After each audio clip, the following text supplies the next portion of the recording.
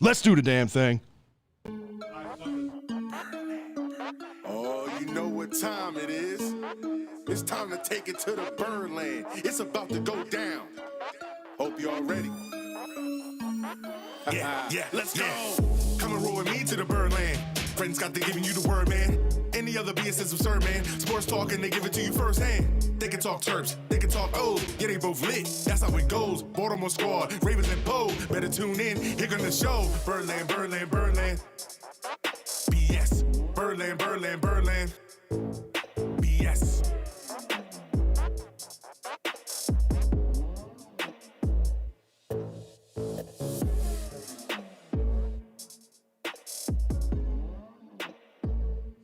It's all about that BS, people.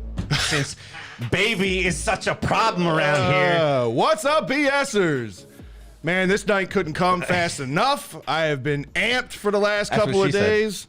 I am working off of literally no sleep. I'm pretty sure I just got in from the tailgate like 15 minutes ago is what it feels like to me right now. What a weekend. Not just Ravens-wise, Terps-wise. It was a big, big weekend for local sports.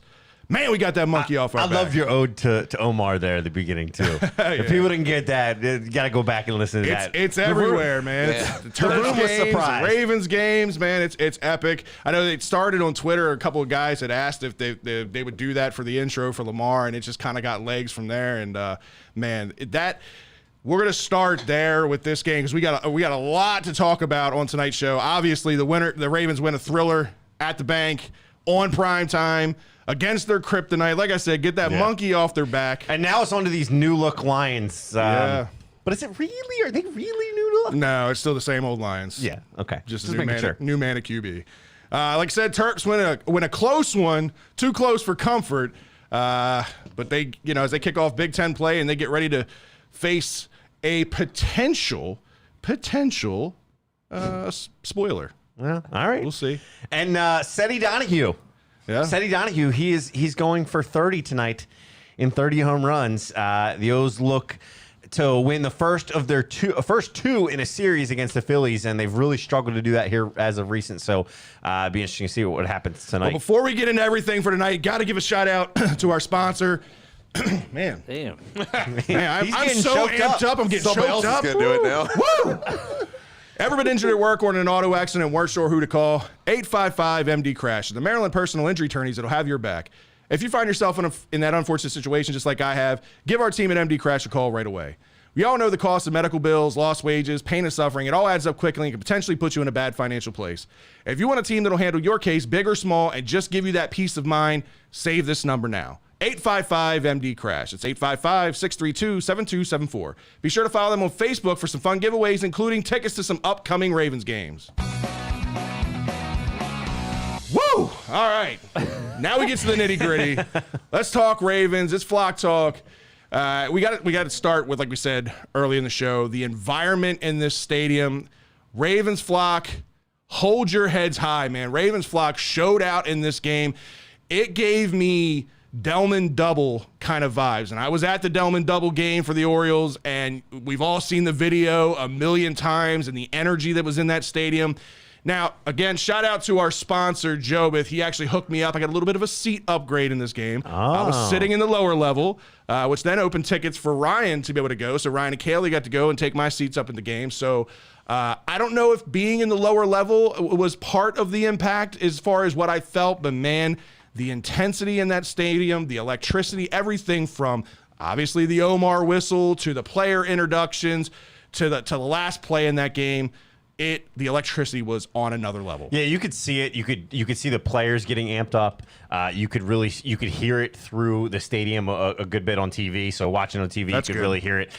So it was really good to see, and it started with all that excitement. And the Ravens actually put out the video of the Omar whistle when they made it happen. You hear everybody get quiet, realizing that's what it is, and then the explosion, of excitement to know that hey, they actually did it. They honored him. I just hope they continue to do it throughout the season. Yeah, Ryan, you were sitting up in the upper deck in my seats. What was the vibe up there for you? So it was a very good game. It was nice and intense up there. The Delmar double was certainly a moment. I can't say it was a whole game. There were times up there where it felt a little bit flat. I'm sure it felt. There were times in this game where the energy was sucked out for sure. But that final turnover, it was the craziest I've ever seen that stadium. I haven't been there a lot, but I've been to 10, 11 games in that stadium, and it was by far the craziest I've ever seen. The entire upper deck was swaying. That's what I was going to ask you. There's only been a couple of times that I've been up there where I felt the actual upper deck So move. what was happening was the turnover happened, and of course, we were jumping with them, and I happened to, like, I guess, land at the right time where I felt it move under my feet. So I grabbed Kaylee and I was like, stand still, like, feel this. And it was like, because people who were jumping couldn't tell what was happening to the stadium while we were doing it.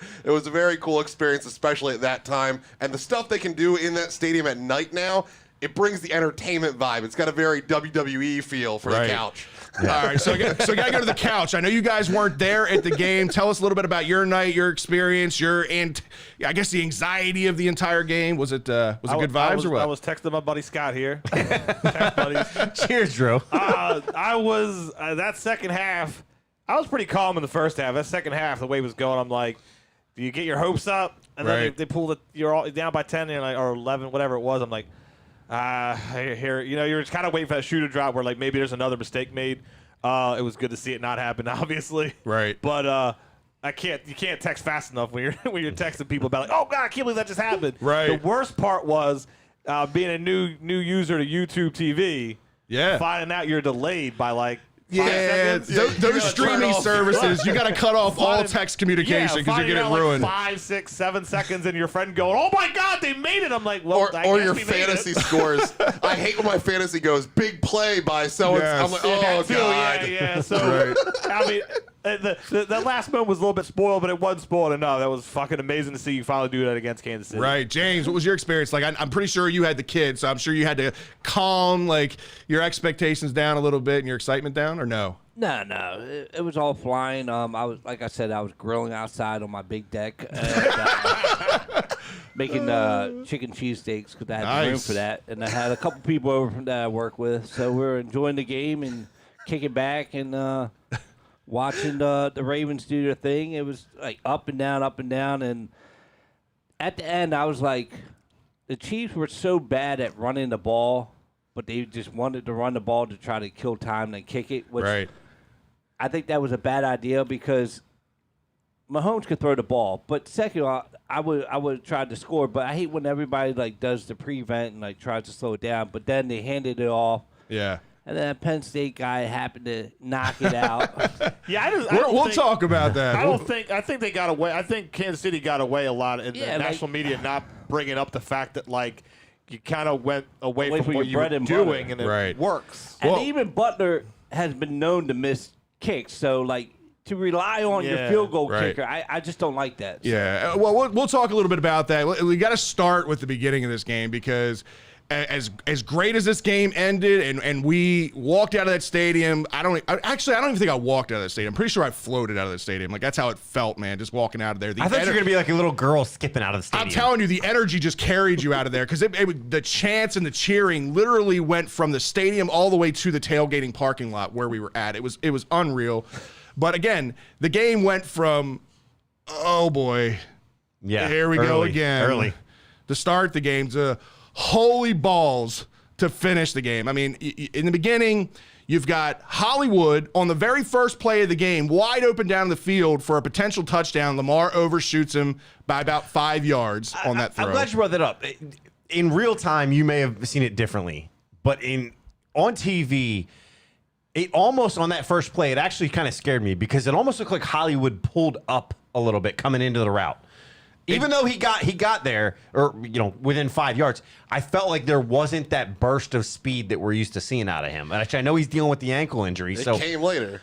Yeah, it did. I mean, Hollywood was on the fringe of whether he was even going to play in that game. Right. So you got to keep that in mind. Like, if he don't play, we don't win. We were one decision away from Hollywood being like, I'm not playing and not winning this game. That's what I'm saying is that kind of deflated that situation, right? Because you're like, oh, is this? It seems like a ball that Hollywood normally should have had or would have had. Is this how it was in the moment? It was. Is this how this game is going to go? I know he did much more. We're going to get into that, but in that moment, it was just so much more of oof. It was tough because like that play literally happened right in front of us, so I could clearly see that the ball was overthrown by about 5 yards. Go ahead, James. But Hollywood knew he was playing. He had both his girlfriends there. That he did. He had to put on a show in front of his chicks for They're sure. both invited back. Yeah, if that's what it takes to get a win and that kind of production out of Hollywood, they can come every week. Bring him 2 more. Yeah, right. But it wasn't just that, though. After that, you had the second throw of the game, which was a pick 6 to Tyrann Mathieu. I didn't see this live, and they didn't really show the replay on the board, but I went back and watched it, and you could see Watkins slipped a little bit coming out of the route, so I don't put that on Lamar. It was just a unfortunate situation. He was expecting his man to be there, and it was an unfortunate set of circumstances with Watkins slipping. Ultimately, it led to that pick 6. But you're in your head, like, right? So again, this is 50 seconds. You got to put yourself in less perspective. than a minute. Yeah, 50 seconds into the game, and you won the coin toss, or you didn't win the coin toss. You lost the coin toss, but you get the ball to start the game off, right? You got a potential touchdown there that's overshot by 5 yards, and then you get a pick 6. Ryan talked about like the waves of the emotions in the game. I mean, it was like a balloon, like not even a balloon slowly letting the air out. It was like a whoopee cushion, just like all the air went out of the stadium at one time in there. But it didn't. What I gotta give the biggest props of the night to this game is gotta go to Greg Roman. Because even through the adversity in this game, I think Greg Roman coached his best game as an offensive coordinator because he didn't allow it to let him change the game plan, even falling behind. Because, again, this is a Kansas City team that you know is going to put up a shit ton of points. Yeah. Regardless of how good of a defense you have, you know Kansas City's going to put up a bunch of points. But going into this game, we said, what was the main way or their best way to beat Patrick Mahomes and beat this offense? And that's to limit how many times Patrick Mahomes is on the field, right? So, and the way you do that is by controlling the ground game, controlling time of possession, and the Ravens were able to do that in this game. Yeah, the Ravens were able to stick to the game plan. The one thing that I was happy in the long run throughout the entire game was we didn't try to get overly cute, right? We didn't try to outread Andy Reid. We actually stayed with the game plan. At first, early, again, after the interception, I think part of the throwing was getting Lamar the confidence back up, but then you have another interception. A lot of things kind of going in, but they started to recognize, hey, let's stick with the ground game. Let's stick with the running. We had the running backs that set up some good numbers. Lamar obviously outdoing all of them. Some of that by design, some of it not by design, some of it still by that scramble that he's got. But ultimately, they stick with what worked, and they let him. I didn't see as much hesitation in this game with Lamar. Right. That was my biggest thing was, can he get over the hesitation that we saw last week? The quick, the bouncing of the feet. Yeah. It wasn't there. When he got in the pocket, he worked the pocket. And when he found the opening, he took it. You know the why? The natural side. Because he actually had fucking time this week. He did not have time in week 1 against the Raiders. What's his name? Crosby was in the backfield literally every other play, if not every play. Yeah. He was back there. Villanueva shifting over to left tackle. It made all the difference. I'll tell you, I know Villanueva said in his interview when he was coming in, switching left tackle to right tackle is not going to be a big deal. Night and day. Night and day difference between the right side and the left side in his play in this game. I mean, you had Frank Walker, who was active in this game, and you had, what's the other guy? Chris Jones. Chris Jones in this game. 2, formidable defensive ends in this game that can put a ton of pressure. And Villanueva gave up a fat 0 pressures in this game. But he did have a penalty called on it one time. He did. But it was ironically when they put him on the right side for one play. Right. And he winds up getting a penalty because nobody lines up outside of him. Nobody covers him up. Crazy situation. Go ahead, James. Real quick, but we're talking about the first drive and all that. But what about the second drive when they get down to the goal line and Williams is trying to reach it? Right, yeah. So you had that. That was again right in front. That was right in front of our face, and we talked about it last week. John Harbaugh and his doghouse and all of that, and Tyson Williams, as good as he looks when he's got the football in his hand, and as great as he's been as a godsend, considering the injuries that we've had with the running back core. You can't fumble that ball in that goal line like that, but thank God Duvernay was there to scoop that up and go in the end zone. Well, I was at home watching it compared to what you saw at the game, but what he was trying to do is trying to reach out. I saw that in the replay of the game. Out, and luckily, he called it, went in. So right. You can't really, No, I know, but Har-BALLS was basically limiting his reps when he fumbled out of bounds, and the ball was never going to be a problem with that. So at the goal line, I don't care what your excuse is, Har-BALLS has a very, very short leash with that. Yeah. But speaking of fucking John Har-BALLS, I've got balls of steel. Yes, he does. balls of steel. He would be unemployed if that didn't work. Unbelievable. Yes, this show would be completely different if he goes for that 4th down. It doesn't work. They come out, they kick the field goal, and they win. This show is completely different. But what this shows is the amount of trust that Har-BALLS and this team has in Lamar Jackson, has in this offense. You know, we've all talked about it at ends about the injuries that we've had, especially at the running back position. They're still the top-ranked rushing attack in the field in the NFL right now through 2 weeks, and they're doing it with a hodgepodge of guys that nobody else wanted to pick up. And this is here's the thing: we talked about this preseason, and we talked about the amount of depth and where we were going to have to make cuts, and then the injuries happen, and you start worrying. Okay, that depth is really kind of going away. In this situation, depth kind of killed. It helped, right? Depth was the depth of this offense and of this team helped propel them to the next level, right? Which is exactly what you wanted, exactly what you want. Next man up, right? Right. That's exactly what happened here. And I was really happy to see. Not only did we see, some of the running backs, which I know we're going to get into, really step up, but the guy that we were all, we'll admit, we were all scratching our head when we drafted him. Yeah. When we star of the night, star of the season, really so far through the first 2 weeks. We need to pull up that video of us looking like assholes when we drafted him. I'll own that 100%. Somebody had asked me, I think in the chat room, like, who would you be disappointed with if they went here? And you said I Owe. said Owe.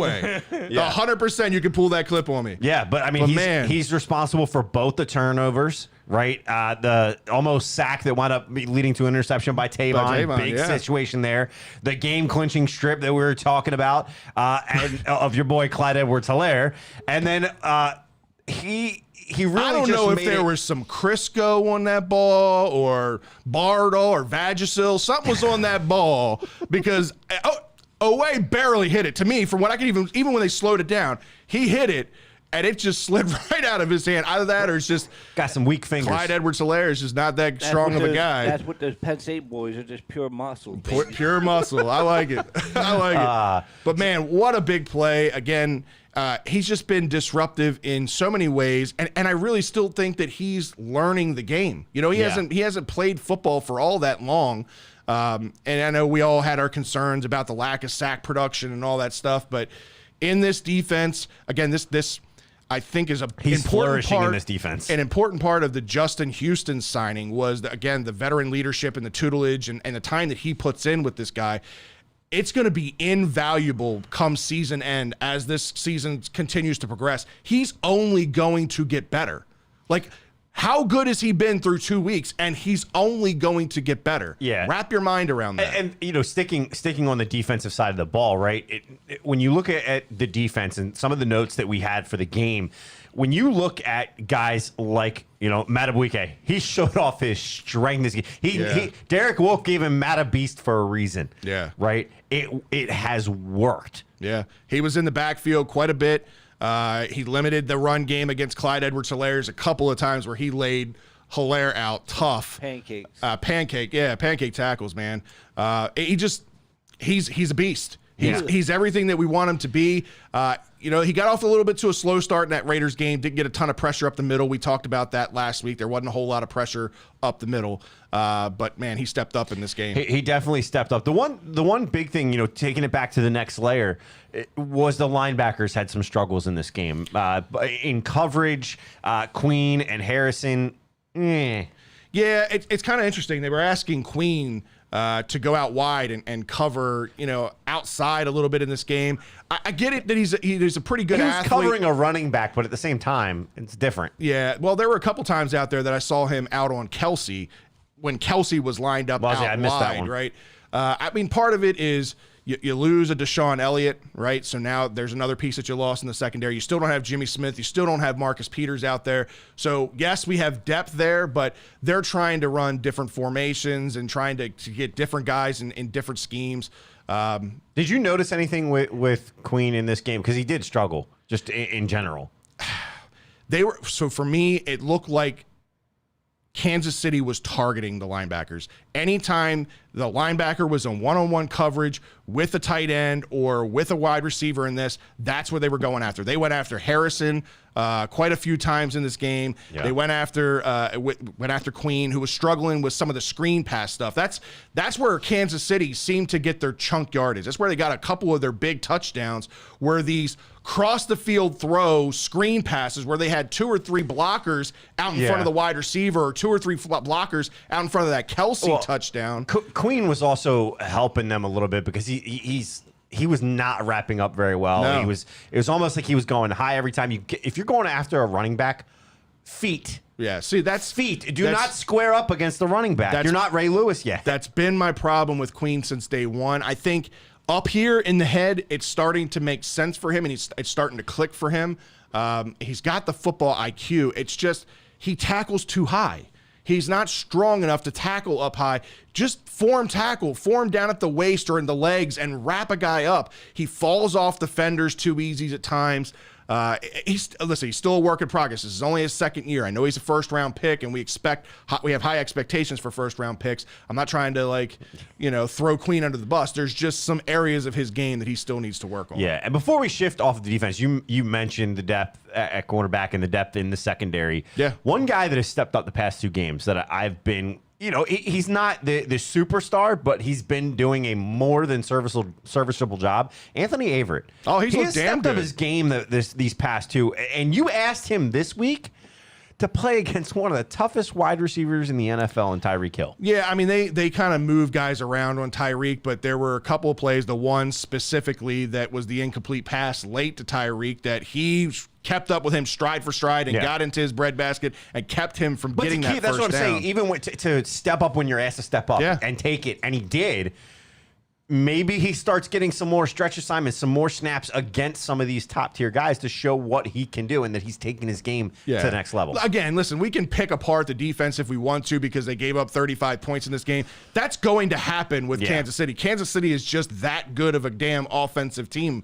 They're going to put up points regardless. They're going to get their yards. Patrick Mahomes makes passes that no other quarterback in this league, including Lamar Jackson, can make. I mean, even some of the touchdown passes that he threw in this game were unreal. Yeah. I mean, unbelievable throws. And to see it in person like that at the lower level, man, it's so we've broken down what we saw with the defense, which was some of the struggles, right? But from an offensive standpoint, or what did you see in this game? Like, where do you want to go with this next? Where are you thinking? I mean, we can talk a little bit about the offensive line because, again, they were completely night and day difference from week 1 to week 2. 0 pressures, as I mentioned, according to PFF in this game, whereas I think they gave it, 14 pressures, was it last week or something like that? Or it might have been just 14 to Crosby alone. I can't even remember what the number was. But Chris Jones, like we talked about him in this game. Zeroed out. 0 tackles, 0 sacks, 0 quarterback hits, 0 pressures. That's impressive. He's one of the best defensive ends in the game. Yeah. Well, and we talked about Villanueva. PFF also gave him the highest rated Ravens player of the game. Yeah. Because he made that shift, I think 89.5. And that's just He went impressive. from the lowest rated PFF player to the highest rated, just shifting from the right side to the left side. Yeah. And it showed this, overall, just this. We found a combination in this game that just worked. So I actually was talking to somebody on Twitter about this earlier because Villanueva looks so much better on the left side of the line, and you had Pat McCarry step up and play one hell of a game on the right side of the line in this game, right? What happens when Ronnie Stanley actually comes back and he's healthy? One, you've got the Lions and the Broncos coming up, right? I'm not too overly concerned about either one of those games with the line that we have right now. I'd rather rest Stanley for those 2 weeks and let him get 100% healthy and go with the offensive line that we have. But when Ronnie Stanley's 100% healthy and ready to come back, I think this helps us because now you could potentially have Villanueva slide into that that swing tackle spot that we talk about, where we didn't know, especially when Phillips went down, we didn't know who was is reporting be. eligible. 63 is reporting eligible. Yeah, About 500 times in that game. So maybe Villanueva can be number 63 when it's the left side. You're right. Well, I think the one thing there too is that And keep McCarry. My point is keep McCarry on the right side because he did a damn good job in that game. And then have Villanueva be your swing. And the other side is you're also having Villanueva be able to play the left side and plug and play. I'm actually more fine with McCarry being out there, and he can. I'd rather see Villanueva be in that swing tackle role, but on a drive to drive type basis. Give Ronnie Stanley a little bit of a break if his ankles are having a problem. If he's looking gassed or whatever, don't rush him back. I'd rather him be in the playoffs and let Villanueva be out there for the majority of it. If you're going to, let's say 3 games from now, you say, Ronnie Stanley's good. Well, let's ease him back into this. Garnett says he's the backup left tackle and only that. LOL. I mean, I don't disagree with you because on the right side, he looked pretty rough. I wonder if this can be a good, you could take a positive out of this and say, and maybe I'm just happy thinking, but maybe this game and the next couple of games, he plays left tackle. Maybe that confidence, literally, I mean, you're still going to the right side, and maybe you're better at the left and not the right. Right. But what if that confidence just comes through, and you're like, you know what? No. Like, it helped him see something he might not have saw, and then when he goes back to the right side, it clicks. And that very well could be because, I mean, you got to remember, too, he's brand new to this offense. Yeah. He's still learning. They didn't play a whole lot of downs together as a unit, right? So there's all of that they got to work on. Not mention camp Right. together. He's still getting coached up and all that stuff. I just, man, the difference for him in comfort level being on that left side, you can see it. Go ahead, James. Yeah, it's like you said, night and day with him, but I don't think he can play right. Even though he said in the beginning of the year, like, it's not a big deal, I'll just go from this to that. I think when you're so used to doing something, that's like using your right hand all the time to eat, and then you break your right arm and then go try to use your left. Like, right. It's a different ball game in a sense because you're seeing the game from a different direction. You're used to, your quarterback having to scramble. You push the guy to the outside. Well, now I got to push him. I got to push him to what mentally I'm saying is the inside. So you have to kind of get over that. That's going to be the thing is can he make that adjustment when he comes back? But I think to address what Garnett said, yes, I get he's a backup, but let's not kid ourselves. And part of it may be the injury. Ronnie Stanley didn't look all that great against Crosby either in that first game. Well, he was still hurting. He was still hurting. Again, I agree with that, but that's a whole reason not to rush him back. And when he does come back, you ease him into it. Do a tandem roll that by week 6, week 7, if Ronnie's good, he's healthy, he's not feeling any stiffness, nothing, then he's getting in there for more reps. Ease him back into it. Don't just rush him. You have Villanueva there, and he did a good job this game. Let's see what happens next week against the Lions. We ultimately think that he can be that swing, but I'd rather them use him more on the left if it lets us prolong Ronnie Stanley. Right. I would have given the offensive line a perfect grade this week. The only thing that about made my heart stop was one bad snap down there at the end zone that thank God Lamar has stickum on his hands or whatever the fuck he's got because how he doesn't let these balls go by him to me is always amazing. The fact that he got his hands on that and kept the ball under control was unreal. Go ahead, Ryan. I just want to second this. Yes, there was one bad snap, but that's awfully fucking good compared to the last couple years we've been dealing with. Right. We got Troy here says we have to pay Bozeman this year. Can't let him go. Not going through another center failure next season. Not only that, I'm starting to fall in love with this guy and his wife. Like they're good people. people. So personable. They're so out there. Like I've never really gotten they're such a cute couple. Literally, it's never came through my head. But I literally think about these guys softening up in your old age. They're so thankful and grateful and don't need to be. How many of these players are just I'm getting money because I'm the greatest human being on the planet. These guys are just humble and easygoing and so thankful for everything. They're always praising the fans for cheering them and saying hi. Right. And it's just really cool. He's go a good Bozeman, dude, man. They're a Do good a lot family. for community and a lot of stuff. Yeah. I love that he showed up in the Waterboy jersey. Yeah. Did anybody else catch that? Bobby Boucher. The Bobby Boucher Jr. jersey. Yeah. Right. I just thought it was awesome. It just goes to the type of person he is. It's funny. But it didn't end there, right? We actually got to see our guy. We got to see Ben Cleveland in this game as well. They actually had a rotation going with Powers and Cleveland. Both of them look good in this game. I think Powers got something, when I looked at snap counts, I think he got something along the lines of like 54, 55 snaps, and the other 20 so snaps were Ben Cleveland in this situation. Yeah, I mean, he looked good. I saw him on one guard pull that was like right in front of me where he laid the guy out in front of him. I think for him, it's just learning this offense, a completely different style of offense that he was used to in college. So, he's behind the curve a little bit with that, but it looks like he's getting better. They do a lot of guard pulls, to help try to protect Lamar and disguise some of the things. We saw it actually work where the entire offensive line went to the left, and I believe it was Tyson that wound up going to the right. It was either Tyson or Devontae Freeman. Right. They went to the right, and there was a pretty big gain. All simply because it was the right guard pull in this situation, but you had that guard pull over to the left, right? Thinking everybody's going to go left, and they wound up going right. They did it multiple times where they were actually running against the pull, which worked. Right. So the complicatedness of that, maybe we did hear early rumors that there was some misunderstandings with the playbook. That was kind of going back and forth. Maybe that was the case, and maybe he's starting to get out of him. The more snaps he's going to get, the better he's going to look. Squirrel make you strong, not smart. That's right. But there you go. You saw how much better this offensive line plays directly affects Lamar.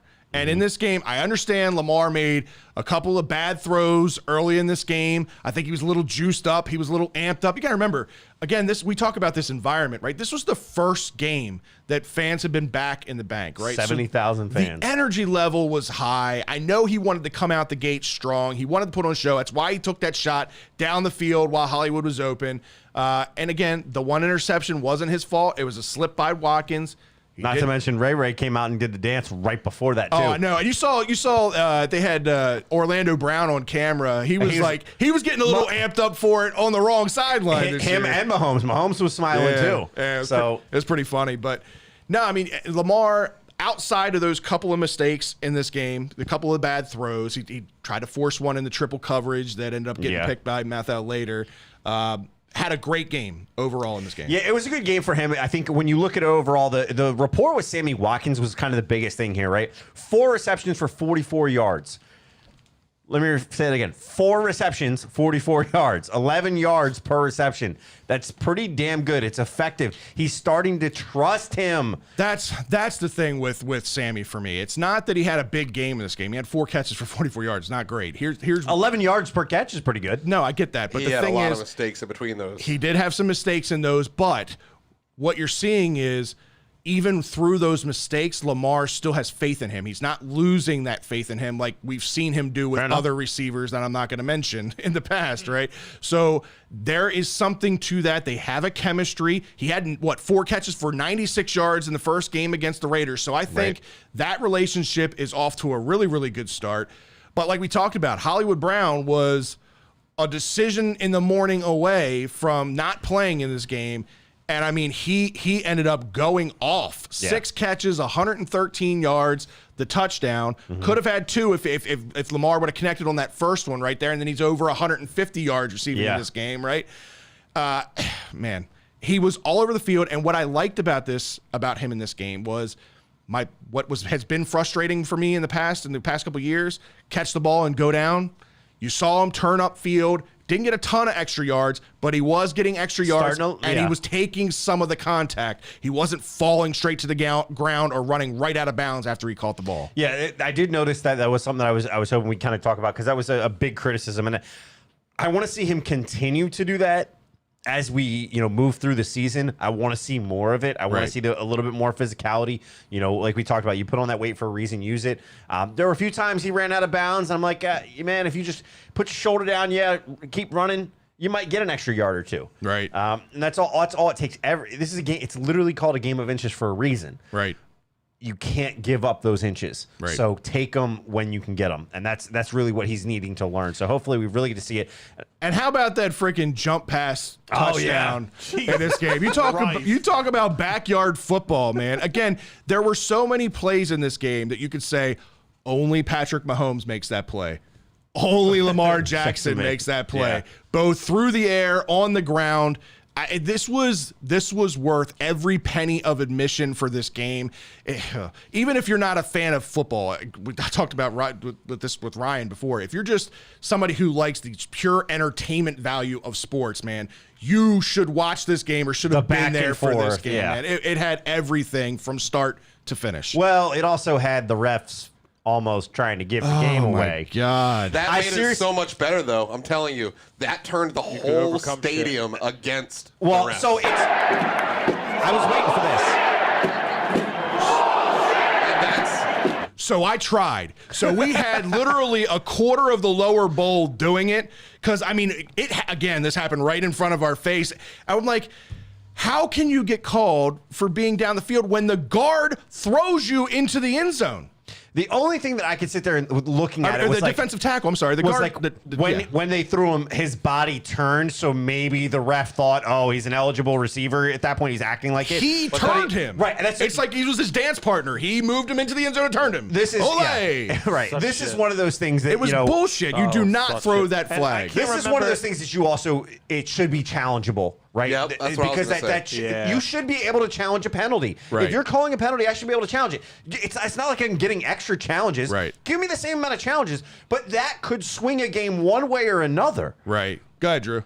Yeah, that's I was gonna say that's what we were talking about when we were texting back and forth. It's like how like in this day and age you keep coming up with stupid rules for like taunting, but then you can't come up with a booth can just chime down like no, that was wrong, give them the 2-point conversion type of shit. But I always look at you can't blame fans for being pissed off about that play because when you're watching a broadcast where they're supposed to be impartial,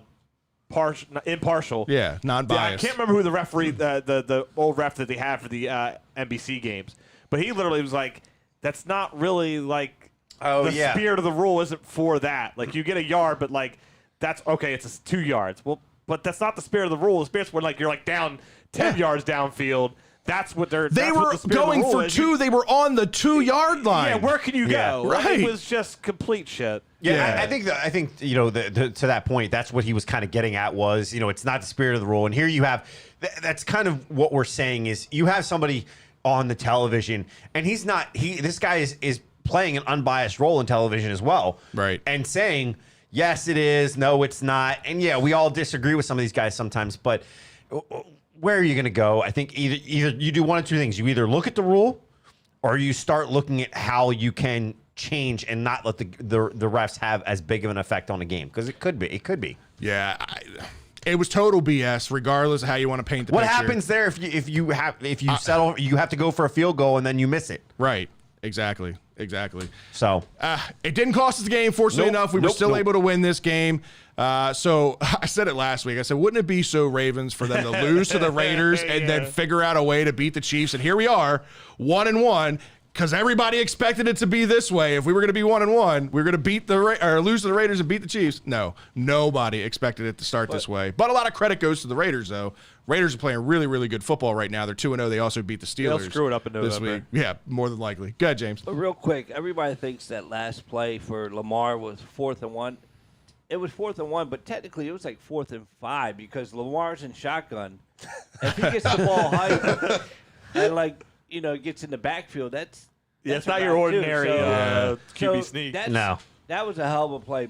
Again, it goes to show the kind of confidence that Har-BALLS has in Lamar. I mean, all night long, he was running around the outside edge and getting whatever he wanted. There were very few times that he was stopped for less than a 5-yard gain out of the backfield, other than that last drive of the game where he was just trying to eat up clock and make them use their turnovers. In this game, timeouts. From a passing standpoint, 18 of 26 for 239 yards, 1 TD, the 2 interceptions. Running, 16 carries, 107 yards with 2 touchdowns here. So that was the other part of his game that I really like to see in this game was there wasn't any hesitation with him running the football. If it was there and it was for him to take it, he took it. Yeah. A lot of times we say that Lamar, I don't know if he really does want to prove all the doubters wrong, that he can throw the ball and he can make the throws that everybody says he can't make or what. But there are so many times where you just see an open lane and this is Lamar fucking Jackson. Go. He's at least going to get 25, 30 yards on this play. And instead of him taking it, he'll throw the ball. if he had a chance to take a play in this game, he took the ball into his own hands and he got the first down, or he got his 5 or 6 yards that he needed to get, or his 10 or 15 yards, whatever it was, he took advantage of it. Did see what appeared to be a few audibles throughout the game? Not many, but a few that maybe were his decision going to a play based on reading the defense. He needs to continue to get better at that. But as long as they continue to let him, say, hey, here's options A, B, and C throughout this game, you're good to go, it's going to happen. Yeah, I saw a comment on there, Ryan, about his relationship. He said, love seeing the relationship. Sure as hell didn't see it with Joe, at least not on this level. 100% agree. Like, just, again, Sammy Watkins hasn't been around Baltimore for very long, and to see those guys and the trust that they're building and them celebrating together at the end of the game, like all of that stuff, and again, the relationship that he has with the coaches and the coaches have with the players. I know somebody in here gives Har-BALLS a lot of shit for some of the shortcomings and whatnot over time, but so far, I think I don't know if it's just because of the change in personnel with players and personalities and whatnot. It seems like Har-BALLS just got this team going in the right direction. Well, and the other thing that we saw in this game, while Lamar he had some designed runs, he had some scrambles that he was on.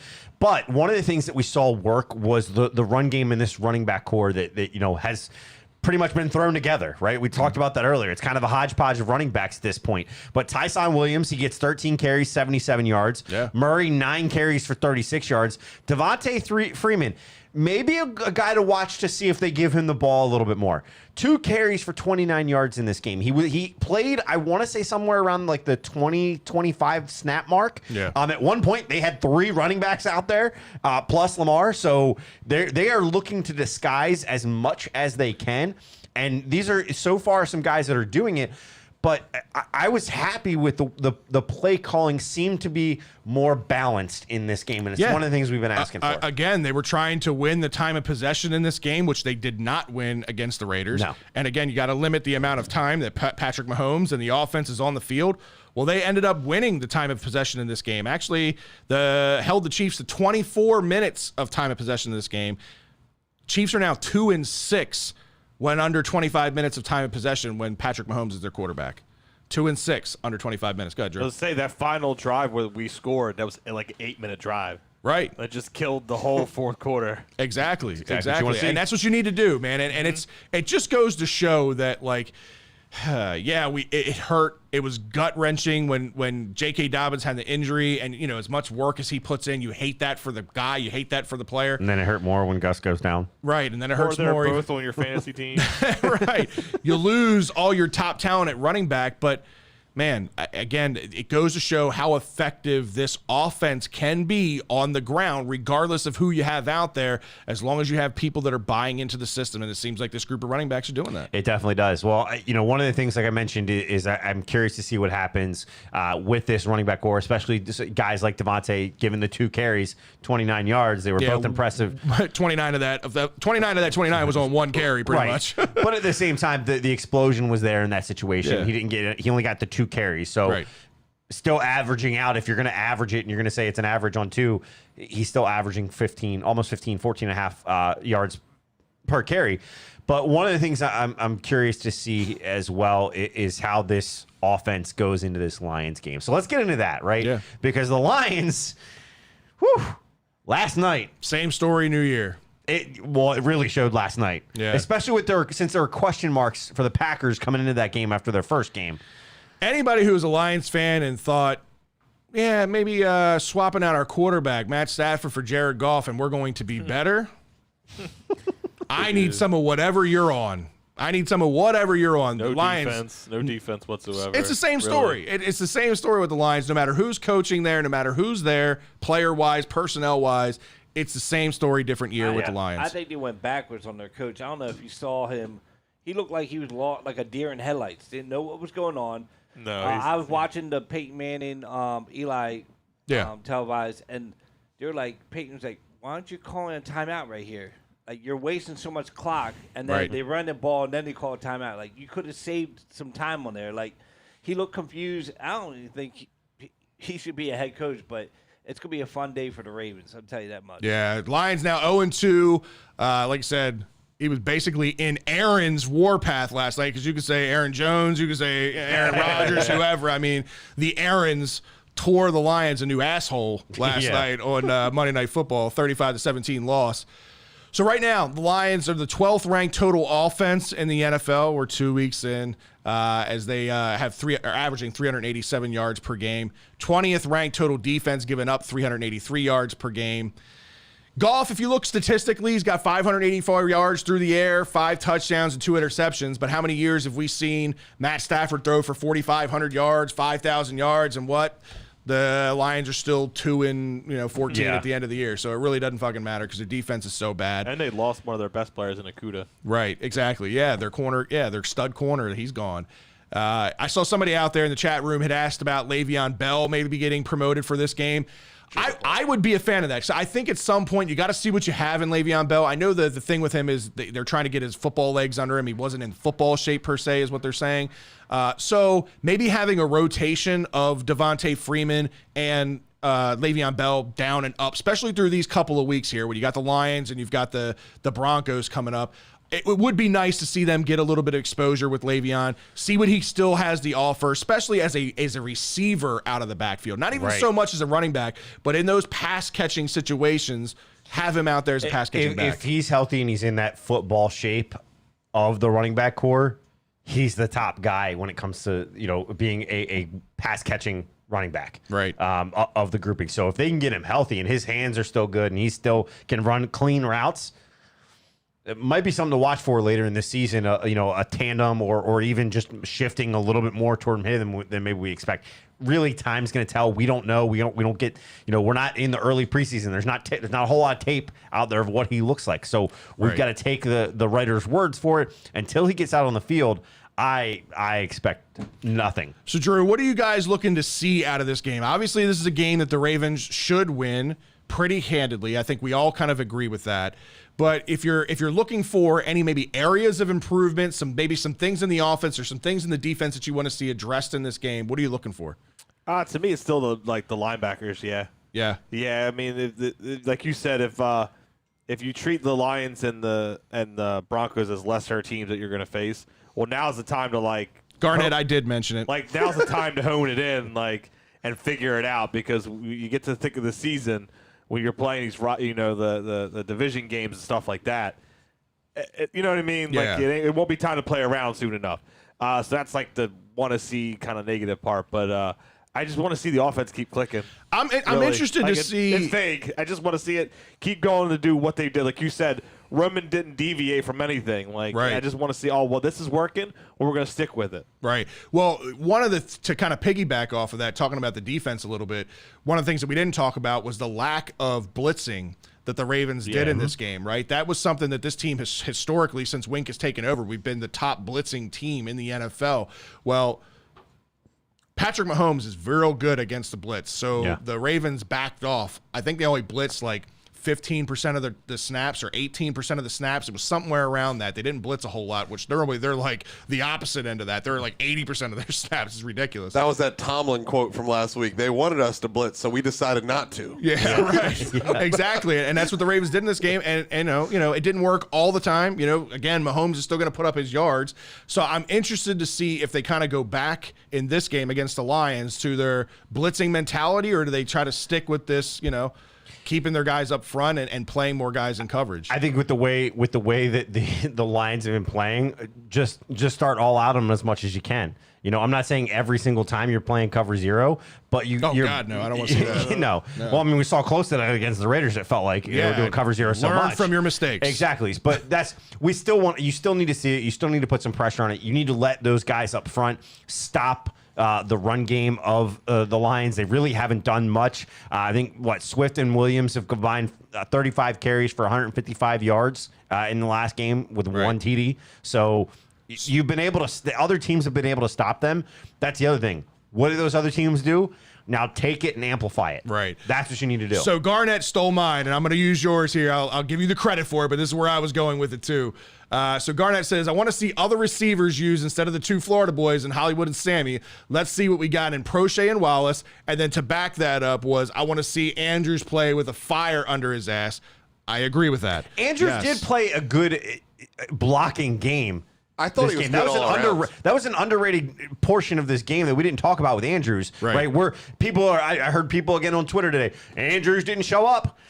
If you go back and watch, he had some pretty good blocks in this game. Just about catching like 100 yards. And there were a couple of times where he was open on the field. Lamar didn't look his way. The ball didn't go his way. I don't think Andrews played bad in this game. He didn't make any mistakes in this game at all. He didn't have any drops in this game. He didn't look overwhelmed like he usually does. He usually has that ghost eyes, glossed over, looks lost. He had none of that. So yes, maybe his stats didn't look good for you. They looked plenty fine. He's on the field with Travis Kelce. His stats aren't going to look great. Right. He is not Travis Kelce. He's not Travis Kelce. I think that's great. I think that's what some. I'm not saying you, Garnett. I think that some fans' expectations now for Andrews is he's got to have a big game every game because he's getting paid to have a big game every game. But that's not it. It's being paid to be an effective on the field. Right. And when his number is called, he needs to make those catches. And we will see more out of Mark Andrews. Mark Andrews is still going to be a top 5 tight end when seasons end by yardage and by touchdowns. He will get there.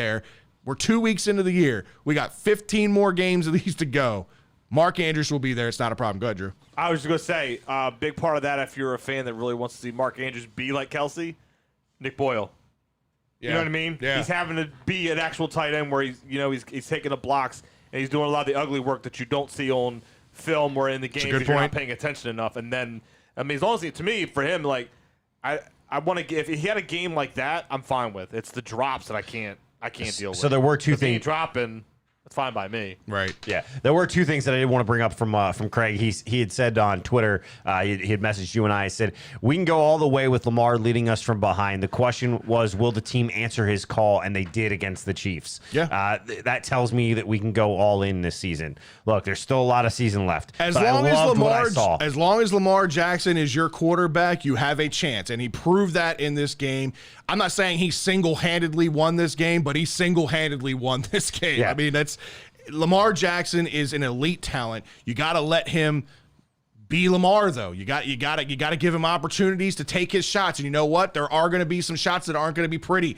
The overthrow to start the game, the couple of interceptions that he made, things like that are going to happen. But what's he thrown now? He's thrown what, like 8 interceptions, I think, or something like that in his entire career. Look at those numbers compared to some of the greats. Look at those numbers compared to a Peyton Manning. Look at those numbers compared to a Drew Brees in their first 1,000. I saw a stat on. Matter of fact, you know what? I'm going to pull this up because I got to give this guy a credit here. It was an amazing stat. While you're pulling that up, the other thing I'm going to bring up is what Craig said. For what I've seen of Detroit, we can win it. We just have to remain focused and mistake-free. They tend to feed on those very aggressively, meaning the mistakes. Yeah. So that sums it up really well. I mean, if we continue to play ball the way that we've been playing, mistake-free, we shouldn't be. We haven't been playing mistake-free, but we got to play mistake-free against them. I just want to say, you're going to pull up that thing about Peyton Manning and other hold on. You want it? Because I've got it. Hold on. Other quarterbacks, but you're comparing apple to oranges. No, you're not. Peyton Manning wasn't a running quarterback, so what? He had to throw.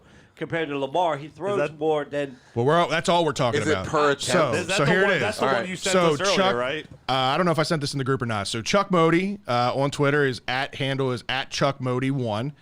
Interceptions in their first 1,000 attempts. So that's apples to apples. That's apples to apples. 42 for Peyton in 972 attempts. 39 for Favre in 997 attempts. 33 for Breeze in 952 attempts. 32 for Baker Mayfield at 993 attempts. Lamar's got 20 and 997 after last night. So 20. So that's 997 attempts, right? Yeah. The only thing I would be curious about is put completions in there. Right. Yeah. How do those stats then look with you add completions? Let's go. He goes one step deeper. So he says, yes, Lamar has half the interceptions in his first 1,000 than Peyton, but 70 touchdowns to Peyton Manning's 48 total touchdowns, passing touchdowns. So his touchdowns. Game. Now add 19 rushing touchdowns to that. So Lamar has a total of 89 touchdowns to Peyton Manning's 48, and then he's pointing out 3 rushing touchdowns that he had. He's pointing out that Lamar's greater effect on the game Again, itself. this just goes back to the whole argument of passing yards, and that he's not a quarterback. At the end of the day, they are one of the highest scoring offenses in the game. They put up I think they're number 3 right now in total offense in the first 2 weeks of the season. They get the job done. Lamar can win those games. He proved that in this game. He single-handedly did it when, again, I saw on social media the Chiefs pounding their chest, and this was kind of a dig at the Ravens. We've got everybody available in this game. Nobody's on IR. Nobody on IR. The Ravens had how many players in this game on IR? Yeah, 15. 15, right? And they still found a way. By the way, did you see? He found a way. Did you see the video of the of Pat Mahomes' brother? Oh, dumping the wall. He's such a tool Oh, bag. he What a doubled down douche. on that shit. Like, he don't feel ashamed. But you know what? Here's the deal. He's a douchebag. Here's the deal. Hello, NFL. It's your turn to respond. Yeah, because if that's any fan doing it the opposite way, that fan's getting. Let's not disagree. The fan's probably getting ejected, suspension from the game, possibly even a ban. Right. But because his brother does it, he's going to still be allowed. So that's a double standard. All right, so let's get into our predictions. We've been talking about the Lions coming up. I think we're all probably one-sided in this vote. better At be least I one-sided. hope so, James. You're the only one in this room that might not take the Ravens. No. But Ask me next week. Whoa. Hold on a Ask me second. next week. Because all of you last week did not take the Ravens. I took the Ravens. I was the lone wolf that took the Ravens last week. I ain't clapped for shit. Yay, Scott. Homer got a fucking nut. You know, it is what it is. You Check made the score. My score was close too. All right. No, you Shove did. it, You Gil. had it. Hey, so was mine. I think I was only 1 point off. Yeah, but did you pick the winning team? I didn't. Doesn't fucking matter. All right, so on the year, right now in our predictions, I'm 4-2 on the year. Scott is 5-1. Ryan 3-3. You suck. James 5-1. Wow, that's surprising. And Drew is 4-2 I'm on just the happy year. to be on this list this year and not keeping track of my own Right. pick'ems this year. All right, so let's go into this. Ravens play 1 o'clock on Sunday in Detroit. Give us your predictions. Let's out there go to in the chat. casting couch. Drew. We'll let James go Garnett first. got it on the slow You're gonna let clap. James Oh, go? yeah. I see that. I see it. I don't have it up. Never mind. James, let's have it up. I'll go first. I got Birds 31 over 17 over the Lions. I don't. The defense isn't any good. I think they'll be able to lick. I think they'll be able to run all day all over them. This might be one of those games where everyone points out that we only had 160 yards in the air or some crap, but they run it down their throat. All right. I mean, Aaron Jones did last night. Right. So. All right, James, what do you got? I have it kind of close, 37-31. The reason why is You think the They're gonna- Lions are going to 31 score points on 31 us. points against our defense? the reason why is I think Goff can throw against the Ravens. So I think it's going to be a shootout because Hawkinson looks fucking unstoppable. Hawkinson's going to kill We us. do here. struggle. We do Swift. struggle against. And Swift Tight is ends. a power running back, and you're playing in a dome. Like, I think our linebackers are a weak point. So you think Hawkinson's going to have a bigger game than Kelsey had against us? Yeah. Or Waller. Yeah. Or Waller had against us? I think Or equivalent to Waller. would have cuts the balls or whatever, but I think he's going to be I think it's going to be more than likely it's going to be a shootout. Yeah. But our defense is going to end up stopping to win the game. But I think both offenses are going to be scoring on us. All right. So you got the Ravens winning this one 37-31. Just as a point of contention on that, we held the Chiefs on defense to 62 yards rushing. Yeah. I mean, we've been good against the run. Yeah. Definitely been good against the run. That's why I was That running surprised. back is terrible. Hey, How do you see this game shaking out, Ryan? All right, I got the Ravens 35-17. I mean, he's right. The player that's going to be a problem is Hawkinson. That's the only part of that he's right So about. that's why they have 17. So that's how they have 17.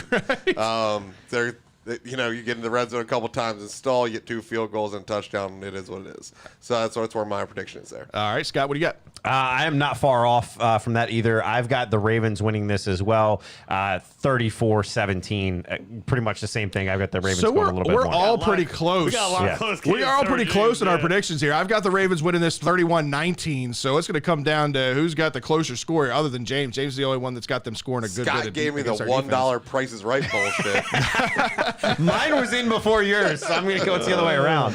All right, so let's move on. Thursday night football, in which is actually a kind of an interesting game, which if I would have looked at this at the beginning of the season, I would have thought, no, great, here's another fucking boring Thursday night game. But you got the Panthers going into Houston to take on the Texans. Panthers have looked good. Panthers have looked good. Texans have looked good. Now, But granted, now they're on their third string quarterback. Well, but it's Jacoby Brissett. Now, Jacoby Brissett has looked pretty they can good. always bring in the MVP candidate to play, but it's just not working out. Right? Is it Jacoby Brissett there or Jacoby in Miami? Mills. Mills. General Mills. Brissett's in Miami. Potentially behind too. That's what it is. He might be playing this week too. All right, so you got the Panthers. Yeah, he is playing this week too. Everybody's backup's playing this week. Panthers going into Houston. Let's start this off with Ryan. Ryan, how do you see this game shaking out? All right, I got the Panthers winning it. Third string General Mills quarterback is not going to take down CMC in that offense with DJ Moore down there. 28-13. I don't even know if it'll be that close, but just in case Cook keeps cooking, I'll give him 13 points. I got you. All right, James, what do you got? The Panthers winning 27-19. I think it's going to be CMC day. I like CMC that. day. All right. that. Drew? I like that. He can keep having every day. I got it Panthers 24-13. That Panthers defense has done really damn good. And they're not, it's Jameis, but Jameis had a good game against the Packers. Right. And then Carolina, they got no yards on Carolina whatsoever. That defense has been playing really good. And like he said, CMC, man. Yeah. He's going to feast. Yep. No Tyrod. They're not going to be able to keep it close. All right, so for me, I'm not far off from your score, actually. I've got the Panthers winning this 28-13. I think Sam Darnold looks comfortable in this offense. He's starting to settle in. If he can build that relationship even more with DJ Moore, that's only going to do them better because having CMC back, it really opens things up for DJ Moore because they don't have to focus on him, because without CMC in that lineup, it's real easy to double or put all your focus on DJ Moore. Well, you can't do that now or CMC's going to burn you. I think the Panthers win this one 28-13. DJ Moore has also done more with shittier quarterbacks, right? Like linebacker quarterbacks. Right, yeah. Sam Darnold has been playing well. The fact that McCaffrey's back healthy and that defense has been pretty stout so far from what we've seen. So I've got the Panthers winning this one again. Very close to y'all's score. I think I've got the lowest of the bunch. I've got it, the Panthers winning 30-10, so 20-point differential there for me. All right, Sunday Night Football. The Packers came back to life here in Week 2, going into San Francisco to take on the 49ers. 49ers still, defensively a good team. They've got a lot of weapons out there on offense. Garoppolo has played okay so far this year. I've got this game being a high-scoring game. I think it comes down to whoever's got the ball last in their hands, and I think it's going to be Aaron Rodgers. He does enough to get them in position. I got the Packers winning this one 33-30. What do you guys got? For me, I've got this being the flip. I know that they did well this week, but I think there were some question marks of what the hell happened to the Packers in Week 1. We don't know yet. Right. This game is going to be that factor. I've got it being a close game. I've got it being a last possession game. I just think the 49ers are going to find a way to win it. Okay. I don't know how, but they're going to find a way. 27-24 49ers here. All right, Ryan, what do you see happening in this game? All right, this is Packers over the 49ers, 28-24 for me. I think the Packers have figured it out. Short to the point. What do we got, Casting Cows? What do we got, James? I got the Packers winning at 41-35. I think it's going to be another explosive game by Aaron Rodgers. He just does his thing, and we just hope the 49ers can do something on defense to stop it, but I don't think so. What did Devontae Adams have in that game? He had 184 yards, but he had no touchdowns, right? That's Drew in my the fantasy craziest team. thing. He didn't. It helped me beat Scott. You wish. Scott beat me. Twice. But Devontae Adams helped me beat James in a different league. So, I can beat James. I just cannot beat Scott. All right, so what do you got going in this game? So I got to be in an overtime game. Oh, okay. Overtime game so far this year amongst our picks. I got a Packers 23-20. I had to think with this one because the last handful of games against the Packers, between the Packers and the Niners, Packers didn't look good at all. Yeah. You know what I mean? It was just like a real kryptonite. But, the Niners running backs are just dropping like flies. No, they're signing anybody and everybody. Hell, thank God we got who we did when we did because they'd all be gone. Yeah. It's like, that's they'd all be in San Francisco right now. Cannon was active for his first game there. Yeah. So it was real hard. So I gave the Packers the edge because literally, then you're almost saying Garoppolo, it has to be in Garoppolo's hands. I mean, Right. yeah, the defense can wreck the game, and it's still a good defense, but And Ayuk's in witness protection program I somewhere. just figured, I just figured it's like it's hard. I can't see Garoppolo like by himself carrying the team over. So you got the Packers winning this in overtime? Packers 23-20 in overtime. All right. Okay, well, that was so. Just to put it out there, I saw a bunch of them coming through the chat.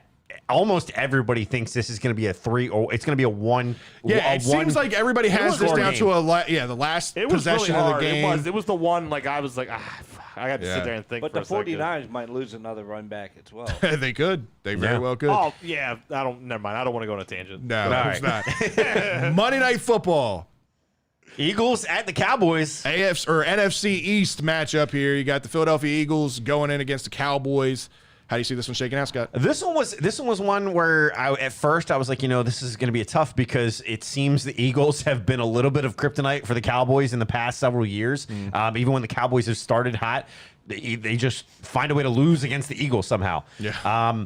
I think the way that we've seen this team, what we saw, a little bit through Hard Knocks, if you watched it, and what we've seen so far with this team, I think this is the year they're able to pull it out against the Eagles on a regular basis. I think they're going to win both of their division games. So I've got the Cowboys winning this 33-25. So I think Dak was held in check by the Chargers. So I think he's itching to get back out there and prove that first game back from his injury wasn't a fluke. I think he has a big game in this game now. He's going to probably be down one of his main targets. Amari Cooper's dealing with some rib injuries. So obviously that takes a target away. But look for CeeDee Lamb, Michael Gallup to have big games in this game. I think, or is Gallup out too? Yeah, he's been out. Yeah. Is he still out? Oh, I thought he was coming back this week. Short-term IR. Okay, so yeah, we'll look for CeeDee Lamb to have a big game in this game. But you got to watch out for Wilson, too. He's been looking Right, good. yeah, number one, right? I hadn't heard much about him, and then all of a sudden, the last couple weeks, he's looked good. I got the Cowboys winning this one 34-24. Ryan, You price rated me on that one. This one was kind of difficult for me because I just don't know how real the Eagles' defense is. So I'm not sure whether it will be somebody that can put back in check or not. I ended up going with the Cowboys in a tight, kind of low-scoring game, giving them a little bit of credit, but not slowing down the offense, 17-13. Interesting. Okay. James, what do you got? I got the Cowboys winning this game 24-13, and you're going to see big CeeDee Lamb. I think you're going to see more Pollard compared to Zeke in the passing game, and then also you're going to see Parson come out with some big plays on defense. So they moved him to defensive end now instead of being a middle linebacker, so that'll be an interesting change for them. Drew, you making this a clean sweep? What do you got? Negative. No? I almost was going almost the exact score that Ryan did earlier when I was putting it in, but I have the Eagles win at 28-24. That's nowhere close to the exact score Ryan had. No. I said earlier when I was computing, I'm like, this is one of those Thursday games. It's NFC East. This is going to be boring as fuck. It's Monday night. Whatever. It doesn't fucking matter. It's NFC East. I can tell you I'll be watching the Peyton Manning version of this. Yes. Yeah. Yes. But like James said, we want to see if the Eagles' defense has been, because they've been really good the last couple of games, and you haven't been able to run on them. Justin, So don't go there. Sorry. I already put it on the screen. You missed it. You jerk. So I'll one wolf it. Let's go Eagles. Eagles? All right. All right, 28-24. All right, let's before we kind of go into the next piece here, MyBookie. We've done a partnership with MyBookie over the past last year and then again this year, and they've actually extended us again. Yeah. So thank you guys for all of you that have been going out and doing it. But we're gonna get this involved with these primetime games that we've been talking about. So for us, what we're going to do is we're going to take a look at those primetime. Before we do that, we got to go into this. We've been putting bets in every week. Oh, yes. We've been doing parlays each week. The first week, parlay didn't work out so great for us. We lost $35. Last week, we put a $30 parlay in on I think it was a 4-team parlay is what we did. Yes. We ended up hitting it. We bet safe. Like I said, this has been my method to my madness this year. Like Ryan gets that whole approach of I want bang for my buck, man. Go big or go home mentality. And I get that because when you strike, man, it feels real good. But for me, my bets have been consistent. I've been going with those more guarantees. Ryan last week had a call that would have made you more money. If I want to make slow, consistent money, I'll go to work. If I'm gambling, I'm making money. Now, Ryan was calling for that Seattle Titans game. Yeah. He was. We put a $30 bet in last week. We ended up winning $75 on a 14 parlay. So let's Let's go ahead and Let's you want go. to do this with the primetime games, or you want to just do another parlay, a safe bet parlay You like you guys did call. last week? Safe bet parlay. We've already done the scores for all the prime Let's times. amp talk it about up. others. Now that we have some, right. we got a couple of dollars in the account now that we won, $75. Let's make a $50 bet this week instead of a $30 bet. Let's amp up the ante a little bit. brass balls like Har-BALLS. I've got balls of steel. Balls of steel. All right, the Panthers over the Texans is a lock. Yeah, I would say really that. do So think there's it's a one lot. of our teams. So we're gonna in go our here. Parlay. Okay. Cardinals, Jaguars. I think Cardinals are a lock in that Also game. a lock. So let's go Cardinals there. Colts, Titans, not picking that one. Ravens, Lions. Let's go Ravens in that. Even though I hate betting on the home. We're gonna or make the- $3. Look at all these. That's cool. we gotta make a huge bet here though. Bills. Hold on. Bills and Washington football team. That's not as safe as not that as line safe. looks. Yeah. Patriots, Saints, not as safe. Yeah, I think Scroll Washington down. wins that game. I cannot see the Chiefs losing again back to back, even though it is the Chargers. Hey, can we take the under on the Washington football team Bills game? No, we're not doing that. Hey, Fred, All right. Chiefs, Chargers. who does like the Rams play? I like his thing. Hold on, stop scrolling through. God damn it. Jesus. Chargers, Chiefs. What do you guys think of that game? Nah. Do you think that they lose 2 in a row? There's Nah. there's such a flip there. If you're talking a home easy, game, no. if you're trying to say easy money, I don't know that you can say That's that game's going to not be easy money. Okay, all right. Let's scroll down. Not the Falcons and Giants. Don't like that matchup. Bears, Browns. Do we like the Browns in this game? I And do. safely. Yo, Bears win that game. You think the Bears are winning that game over the They Browns? got Fields coming in now. Oh, Jesus. Fields looked pretty rough last Oh, week. he looked rough as shit. I'm All scared. right, let's skip So it. why Let's don't we skip pick the that one. Browns then? We'll come back to it if we don't. If we don't like Bengals, anything else. Steelers. I'm not betting on an AFC North Who's Tampa game. playing? Jets Oh. and Broncos. Dang, look at that line though. I know. Woo, plus 465. Ah, man. Come on, Bro, man. I'd be tempted. Nah. Zach Wilson's throwing like 8 touchdowns instead of 4 I'm not picks. doing it. This is the Side Bucks. bet. Let's make a side bet. Just New York Jets. Yeah, right. Just that'll cover our losses. Bucks and Rams. I'm really looking forward There to it that is, game, Seattle. regardless. Seattle right here. Seattle and Vikings. Yeah. That's gonna be a closer game. No, That's- look, that's gonna I'm be a telling you, close Wilson's game. going to come back. Packers and 49ers. We were all on the Packers in that game, right? We were. No, Scott No, was I the went only one off 49ers. on that one. Cowboys, Eagles, same 3 of us same on type the of thing. Cowboys, 1 on the Eagles. So we already got that. So that's it. So right now, what do we have? A 3-team parlay? No, And they're all loser. And they're all low. Let's just under. see. See what that would make us win. So put $50 in the bet at the bottom. You got the It's like 50 to win 8. 50 wins 46 or 48. So you 48. basically double your money. Yeah. So let's add another team or two. Let's add another game or two. We're going to, increase right. the risk. Bears, Seattle. Bears. Seattle. I'm Bears. telling you, let's go under. Bears. Beats. Battlestar Galactica. I like the Browns over the Bears a lot. You're Okay. wrong. You're wrong. Let's have our own bet. I Scroll- like the Browns too, but I like the Browns. Go with that Telling one. you, goddammit. Ryan, we gotta start Let's go pulling with out that one. water Going Browns? Yes, I yeah, want the I Browns. like the Browns. I want the Browns. And then what was the other one you were looking at, James? I like the Seattle Vikings game. All right, So, let's go let with me that. ask you a question. September. If you are looking to make a money here, which game has the most potential for the biggest upset? The Jets. Jets over Broncos is a retarded. I can't believe money that line is like that. that's I know the Broncos are 2-0. 5 times your money. Just I don't know, do man. it. I mean, do it Teddy with, Bridgewater looks a lot better. It makes does look Denver good. look a lot better than I'm not saying to do it. I'm saying if you're asking the what's the kid threw potential. 4 interceptions last week. 4 interceptions. I don't like it. And So they're what in other Denver. game you going with then? I'll go with James on this. I'll go the Seahawks over Check the the Vikings. bet slip. See what it Well, did go- with 4 teams. What are we gonna win? 79. so That's it's basically pretty reasonable. It's basically what we did last year. but or you last bet. week. But you bet what $30 last week? Yeah, Right. 35. So all right, let's go. Let's add one more game. Let's do the Seahawks and the Vikings. And James thinks the Seahawks over the Vikings. Yeah. Let's go with it. Taking the Seahawks. Yeah. All All right. right. So 5-team parlay. Vikings wins you more money. Let's see. What's that get us with a $50 bet? $173 or 100 Now 179. That's 179. that's getting that Ryan potential. All right, let's place it. Place that bet. That's how easy it is, folks.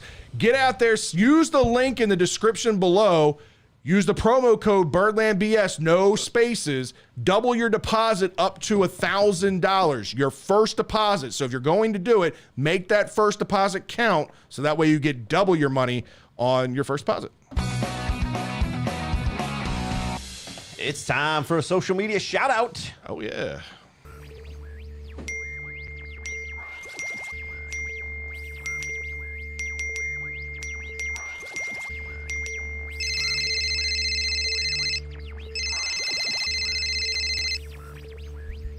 All right, Ryan, I've been trying to keep up on the chat room, but there's just been a lot going on. Who's been out there? Give us a shout Yeah, out. there's been an absolute lot. Steph Summers returns to her rightful place as first. David Missler, Kaylee, Chuck Summers, Flock Nation. David Missler's got a comment here. If Lamar Mahomes stays interesting for another year, what's the chance of us having a Thanksgiving game in the future? I can tell you, if they get off their ass and get rid of the Lions on Thanksgiving, it becomes a lot higher chance. But it'll probably still get done. These guys are going to have long careers. They're very interesting, high Hollywood people. I think you're going to see a Thanksgiving matchup. You're never going to see a major primetime matchup on Thanksgiving. And the reason you're really never going to see that is because people are watching it anyway. Save that game for another night. That you can increase viewership. I feel like we've seen some pretty big games. Well, what about Ravens versus Steelers on a couple of Thanksgiving nights? Yeah, Did they play it on New Year's No, one they year? played on Thanksgiving. And I think Christmas they're another playing year. on Thanksgiving this year, aren't they? I'm not even sure, to be I'll honest. have to look at it. I haven't looked that deep into it yet. All right, anyway, next person's Nick Short, Joe Carlozo, Jacob Paul, Garnett West, William Sable, Combat Ethics, Troy H., Samuel L. Jackson, who wanted to talk more about that first score by Devin Duvernay. If I'm not wrong, that's Devin Duvernay's first touchdown in the NFL on that very strange. Oh, okay. No, he had a kickoff return for a kickoff against the touchdown. Chiefs last Okay, year. so first on offense, I guess. Okay, Right. That was a very interesting fumble recovery into the end zone. I think we did get distracted on the fumble a little bit. Everybody wanted to talk more about what happened afterwards. But Johnny everybody was watched spot. this. He was There was Johnny- nothing he great was about there. Duvernay's play other than he was in the did the right right place thing. at the right Hey, time, and he man. caught it, and he got into the end zone. Doesn't Cool. It could have been really bad if that didn't happen, though. Exactly. William Sable, Combat Ethics, Samuel L. Oh, we already did that. Chris Morgan, Abdi Hassan, Chris Gangemi, Robbie Rediford, Craig Zero, Troy, Justin Marshall, and Turbo Renzo. I got one more comment here. Deet Mahmoud, given Villanueva's performance, and assuming Ronnie comes back by week 7, if Jawan James recovers from his Achilles injury and is available, do you save him for next year or to risk injure him by playing him this year? It depends on the state of the offensive line at that point. I mean, obviously, right now we're talking tackle depth is what we need, right? So again, if James comes back and we've got Stanley back, Villanueva's out there, we've got Macari playing good, he's really just a depth piece at that point. So you can just kind of work him in a little bit, get him acclimated to the offense. I don't have a problem with him being slow worked in, but I don't think he has a major role on this offensive line. Don't rush him back just to rush him back. Yeah. It doesn't work out. We've seen it. It doesn't work out. All right. All right, Scott, it's time for this week's Liquor Stop Brew of the Week. What did Jerry and the crew hook us up? So we got a few things this week. The first one, because we're getting closer to October, he hooked us up with the Peabody Heights Brewery. I know, right? It's just flying by. This year's just going by real quick. He hooked us up, Peabody Heights Brewing. This is their Oktoberfest. For them, it's actually pretty good. It's not bad. It's your typical Oktoberfest, honestly. There you go from Ryan. Thank you, Ryan. So make sure you head out there and ask him for this. We also went ahead and got a few little special ones. So these, we're going to actually open these and try them on air real quick. What do we get here? A couple of like sours, or what do we got here? So one is, so technically they're both fruited sours. I'm super excited It about the was sour. so nice of you to keep on ice for Frederick. Right? Now if I can just get this goddamn Just ice pour out it of the over glass, ice. we'll It'll be see. all Just pour it on the ice. Give me that cup if you want. Oh man, what do we got? There we going go. on here? There we go. All right, Scott, I can't this even is do it. great Oh, well. radio. Let's pour some beer. Yeah. So the first one is from King Slurpee, or from King's Brewing. This is called King Slurpee. It's out of California. I want a Slurpee So now. I'm gonna just, Please don't add the alcohol inside the 7-Eleven. I'm just gonna read you the description. The description on this: frosé with apple pie, graham cracker, cinnamon, milk sugar, brown sugar. Sign me wow. up. Why would we just It eat all a pie? sounds amazing. It looks like a pie pouring out of that glass. It looks looks like amazing apple pouring out of cider that is what it looks glass. like to me. It looks like it does. It looks like as thick as a pie from here. It smells. You know what? Fit Boy Nation. What does that smell like? It Is smells Jason like Biggs around. it Have fun smells with that. like cinnamon toast crunch milk. You know the milk after It cinnamon smells toast like crunch? rum chata fireball rum almost. chata. Or rum Ooh, chata. rum Yeah, chata. very similar to rum chata. Rum Yes. chata. Cheers. So let's give it. I'll let you give it a taste. Oh, okay. All right. Let's I'll see. pour a little bit in here. I don't want to ruin both glasses. Give us for on-air reaction, live reaction. We don't get a lot of these. No, it's good. It's got a little bit of a bitterness to it that I didn't expect from Especially everything with that you. graham cracker. Yeah, like everything you described with it. It's good. It's sweet. Can't really taste the alcohol in it, which can be dangerous. That's dangerous. Yeah. Yeah. That's actually pretty good. If you These guys are want to pretty try it, there's cups over there. These are pretty expensive, though, right? What was the cost on these things? You said they were So pretty expensive. that one is $8.59 a can. Okay, that's a wine. So that's like Bottle of wine. that's stadium pricing right there for a beer. 7% alcohol by volume on that. So the next one is. This one's actually pretty good, too, from what I've been hearing. And I look at these based off reviews. This is from Beer Tree Brew, and this is their Hyper Swirl. It is a passion fruit raspberry, one of your favorites, getting into these. I'm excited. Mango and vanilla Felt fruited something sour. tingle in the Netherlands. So there's a little bit there. Okay. Give it a taste. All right. Let's see what you think. Live on air reaction again. Fred doesn't usually like sours. This is a fruited. Oh, no, we got the reaction. Fred said, We got the "Nah, reaction on that one. Oh man. Hit the record button on that one. Yeah, hit that replay button. Yay! What is wrong with you? That's good. Oh man. Somebody else try this. That to is make the sure I'm not crazy. You like definition of sours sour. too. Try it. It's the definition of Throw sour. the rest of that back. Hold on, let me try this again. Oh, jeez. Yep, sour face again. I see it coming. Yep, there it is. Now, granted, part of it is because of the total difference from one to the next. I think is part of it for me, but yeah, I'm just, you know me, I'm not a super fan of any kind of super bitter sour. No. Hey, Scott, put that can up on the green screen. You mean Well- the green screen, the me see green, if it the disappears. King Slurpee, the one And that's it's floating. yeah, right. So, but you know, this I always look for different ones like that, Yeah. and Jerry has a good selection up there, so that's why I always try to get one just to try something different. Some of the fruited, especially the fruited sours, are sours that people tend to get into because it's a different taste. I'm not saying it's bad. You just know me. I'm not a super like sour fan. Do you like it or what? Yeah, Fred wouldn't have bought it. I didn't buy it. He didn't buy it. Definitely wouldn't have bought it. You like it? Which one did you like? I haven't tried the other one. Hold on. All right. So Drew apparently. So Drew likes apparently the liked Hyper it. Swirl. Drew's just wandering around off camera. I would give you guys a viewpoint of this. Well, make sure you get up to Liquor Stop. Tell Jerry and the crew the Birdland BS sent you. Get your 10% off. All right, Ryan. It's time for some shell and tell. As it was it didn't start the weekend with the Ravens. It started with the Terps. It finished good at the end with the Terps. Might have been a little bit of rough ride to get there towards the end, but the Terps end up going 3-0 for the first time since 2015 with a 20-17 win over the Illini. Yeah, I mean, they just wanted to make it entertaining. You know, we kept it close. Yeah. We made it fun. We dropped behind. Got a little scary at moments in there with some very strange touchdowns. They had the exact same experience on the Terps game where we punched out a fumble. Oh, yeah. and it was like a 40-yard reception. We punched out the fumble. There were two of our players close to the ball, but they never saw the ball Nope. come out. And another player comes, scoops it up, and scores another 20 yards downfield. That was Yeah. the only moment in the game where I'd almost lost hope. I was like, the script had been written. We talked about it in our latest episode. There were a couple of moments in this game that could have really swung this game one way or the other. Terps came out and were driving in the red zone with a chance to go up 17-3 early in the third quarter. Unfortunately, Tayon Fleet-Davis fumbles the ball. They recover the ball and then end up driving down the field. And what would have been a 17-3 game 10-10. ends up being a 10-10 tie at that point in the third. Yeah, absolutely. Huge moments like that. There was touchdowns called back on some bullshit chop block play, just like their 2-point conversion in the Ravens game. They were very similar games. Yeah. They really were. And it was Friday night and a Sunday night. It was pretty interesting. But we got Big Ten play off to a good start. We're 3-0. We're looking at a Kent State team that's dangerous. They have some real offensive weapons, a couple good skill players on defense you got to watch out for, and apparently one of the best quarterbacks we're going to see. Right.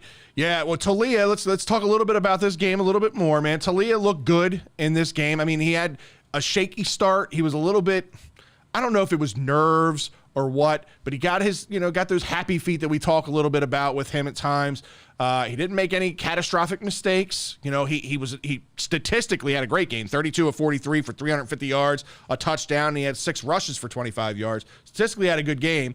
But it just seemed like every time that they would get moving, a drive would stall, and they just couldn't put points on the board. That was really the ultimate problem early in this game. Yeah, especially in the first half. First quarter for Talia, he looked lost. He had those ghost eyes we talked about with Andrews. Right. Just didn't. But last year when he got like that, he tried to overcome it by jumping out of that hole now, trying to throw a 3-touchdown pass down the field. Right. You can only score once with the ball in your hands. You still have to do this, sticking your game plan, methodical scores, and get it done. And he did that on this one. The mistakes he made were safer mistakes. It was balls down and outside, throwing it into places, forcing into things that weren't risky. He wasn't throwing into triple coverage like we saw tonight. Right. He was forcing balls when it needed to be forced, but he was doing it to the outside, down low, where 99% of the time the defender's not going to have the ability to get his hands on that ball. Right. Go ahead, James. Real quick, I don't know who it was. Maybe you guys can help me out. But who was the guy that was jacked up on Red Bull that got that targeting on the quarterback? Like Levante Gator. He flew in the goddamn air. Like what? Like what is he doing, man? So that was impressive. It was impressive, though. I'll take that one. So the way that I looked at it, he's a young guy, not a lot of experience out there. He was playing behind our injured player, Devontae Banks, who missed this game. And to me, what it looked like was the quarterback was throwing in his direction. You saw him pull back. And so he went up with both hands to bat ball, to intercept, whatever. And then the quarterback basically had pump faked it because he saw that he was there. And so when he kept the ball, then he's stuck midair and is like, what do I do now? Hey, it was impressive, and dude. Throws his body forward to try to make some kind of contact with the quarterback. And he ends up, I mean, it was the right call of targeting, but I feel for the kid because it was not, I'm going to go take this quarterback's head off. No, it was, oh, shit, I have nowhere to go. I don't get to play anymore. I don't get to play anymore. But that was impressive. He came out of nowhere. Like, all of a sudden, you see this guy in the air, mid-form in the air. It was like, Jesus. It was pretty wild. But defensively, outside of that, I think the defense played a really good game in this game. The defensive line stepped up with the injuries that we had going into this game. And Samo, another big game for him. The freshman, Darrell Jackson, was real effective in this game. Greg Rose, who the hell is this guy? He is the story of this defense in this game. We talked about this in our latest pod. I mean, started as a JUCO, transfers in as a walk-on, earns a scholarship in camp, which Kevin Durant announced to the team on a Zoom call, starts the opener, and then makes 2 sacks in this game. On the winning drive, basically. Yeah. It was to get this ball back to get a winning field goal. A rose that grew through the cracks, or whatever you want to call it there, man. He's really stepped up big in this game. He showed his thorns there, man, with 2 different sacks. And just really, that first one was just like man shit. Right. He took that tackle, and he bull rushed him right back and over on top of his quarterback. And that second one, he got him with a nice rip move and was right there to the QB by himself. Impressive. So he definitely showed some skills. This is a diamond in the rough. Keep this boy going. Our defensive line has already been surprising, like you said, with Sam Okiyunu. He's back for his super senior season. It's like year 6 for him or something crazy. Right. And all of a sudden, he's a world beater. So, grown man shit on that defensive line. I'm glad to see it. Talk about grown man shit. Nick Cross continues to be Nick Cross, man. I don't think this guy knows how to make a form tackle. He just hits and lays wood all game long. I mean, he just drops the hammer on guys. Not a problem with it. It's just funny because this dude just, when every he hits time them, they go down. The problem is when people do that and they don't. Other people try to pretend they're Nick Cross, and it's a missed tackle and they run downfield. Right. But Nick Cross, he at this level, don't need to wrap up. But again, he's that total package, though. You see him as that thumper, the guy that can play in the box when need be, but he can also be a rangy free safety is what you expect out of him, because he made another big interception in this game late in the game that really turned the tide and got the Terps back in position to win this game. Not only the interception, but also that crossing route late for third down with that giant tight end. They got like a 6'8", 300-pound tight end. Big boy. And Nick Cross played great coverage, climbed him like a tree, made sure that ball wasn't going near there, and got us the ball back on a third down. Some team in the NFL is going to get a value safety here. Oh, yeah. With his versatility, what he can do, he's NFL ready today. Yeah, if he keeps playing like this, it's not going to be much of a value because he's going to be a day one draft pick. Yeah, exactly. The way he's playing, yeah. Do you have something you want to add, Drew? No, I accidentally put him on camera. He's like, okay. I'm watching the Terps segment. Special teams unit, still a little special in this game. I mean, yes. Highs and lows. Yeah, we have some peaks. Obviously, the kicker, Petrino, goes 2 for 3 in this game with the game winner, his first career game winner of his career, collegiate, high school, his first game winner ever. He does it in a big way in a big game to open the season for the Big Ten. High pressure situation, weird statistic we Yeah. talked about before. All 3 kicks were from 32 yards out. Don't know how that Strange. worked out. That's really strange. Right. But all 3 kicks were exactly 32 yards. So he went 2 for 3 from 3-2. Right. But as you said, Terps now sit 3-0. We got this weekend's matchup going up against Kent State, which when you think of Kent State, you think that this should be a layup, but that's not the case. This team's got some weapons on the offensive side of the ball. Pretty decent defense. This isn't going to be a walk in the park for the Terps at all. Yeah, they got a good quarterback, a good wide receiver. They can definitely put up points in a hurry when they need to. I think that because of the talent we have on this team, a Tarib still that can take out your number 1 option wide receiver, that will be able to handle the onslaught of the offense, and I don't think their defense can hang with all the weapons that we have. So John Googs, one of our followers on the show, I don't know if he's watching tonight or not, but Haven't seen Googs out there. What's wrong, Googs? he had actually put a question into the mailbag that we had answered on our latest pod about what was your level of concern about this potentially being a trap game for the Terps, 0 to 10. We answered that on our latest pod. He gave me his answer. He says, to answer my own question, I'd say a 7. Kent State is one of the best group of 5 offenses there is with all of their weapons. Their defense is not as good, at least in the front 7. So if we control the line of scrimmage and don't overlook them, we should definitely win. I do believe it could be definitely a high-scoring game and somewhere in the neighborhood of like a 37-28 final. Also, the few teams ahead of us, this is answering another question that we had talked about on the show, few teams ahead of us in the rankings, 3 of them have solid opponents this week. So KSU, UCLA, and TCU look like teams that could possibly fall in order for us to be in the top 25 heading into Iowa if we do get this win. Yeah, we need to get this win first. That's first and foremost.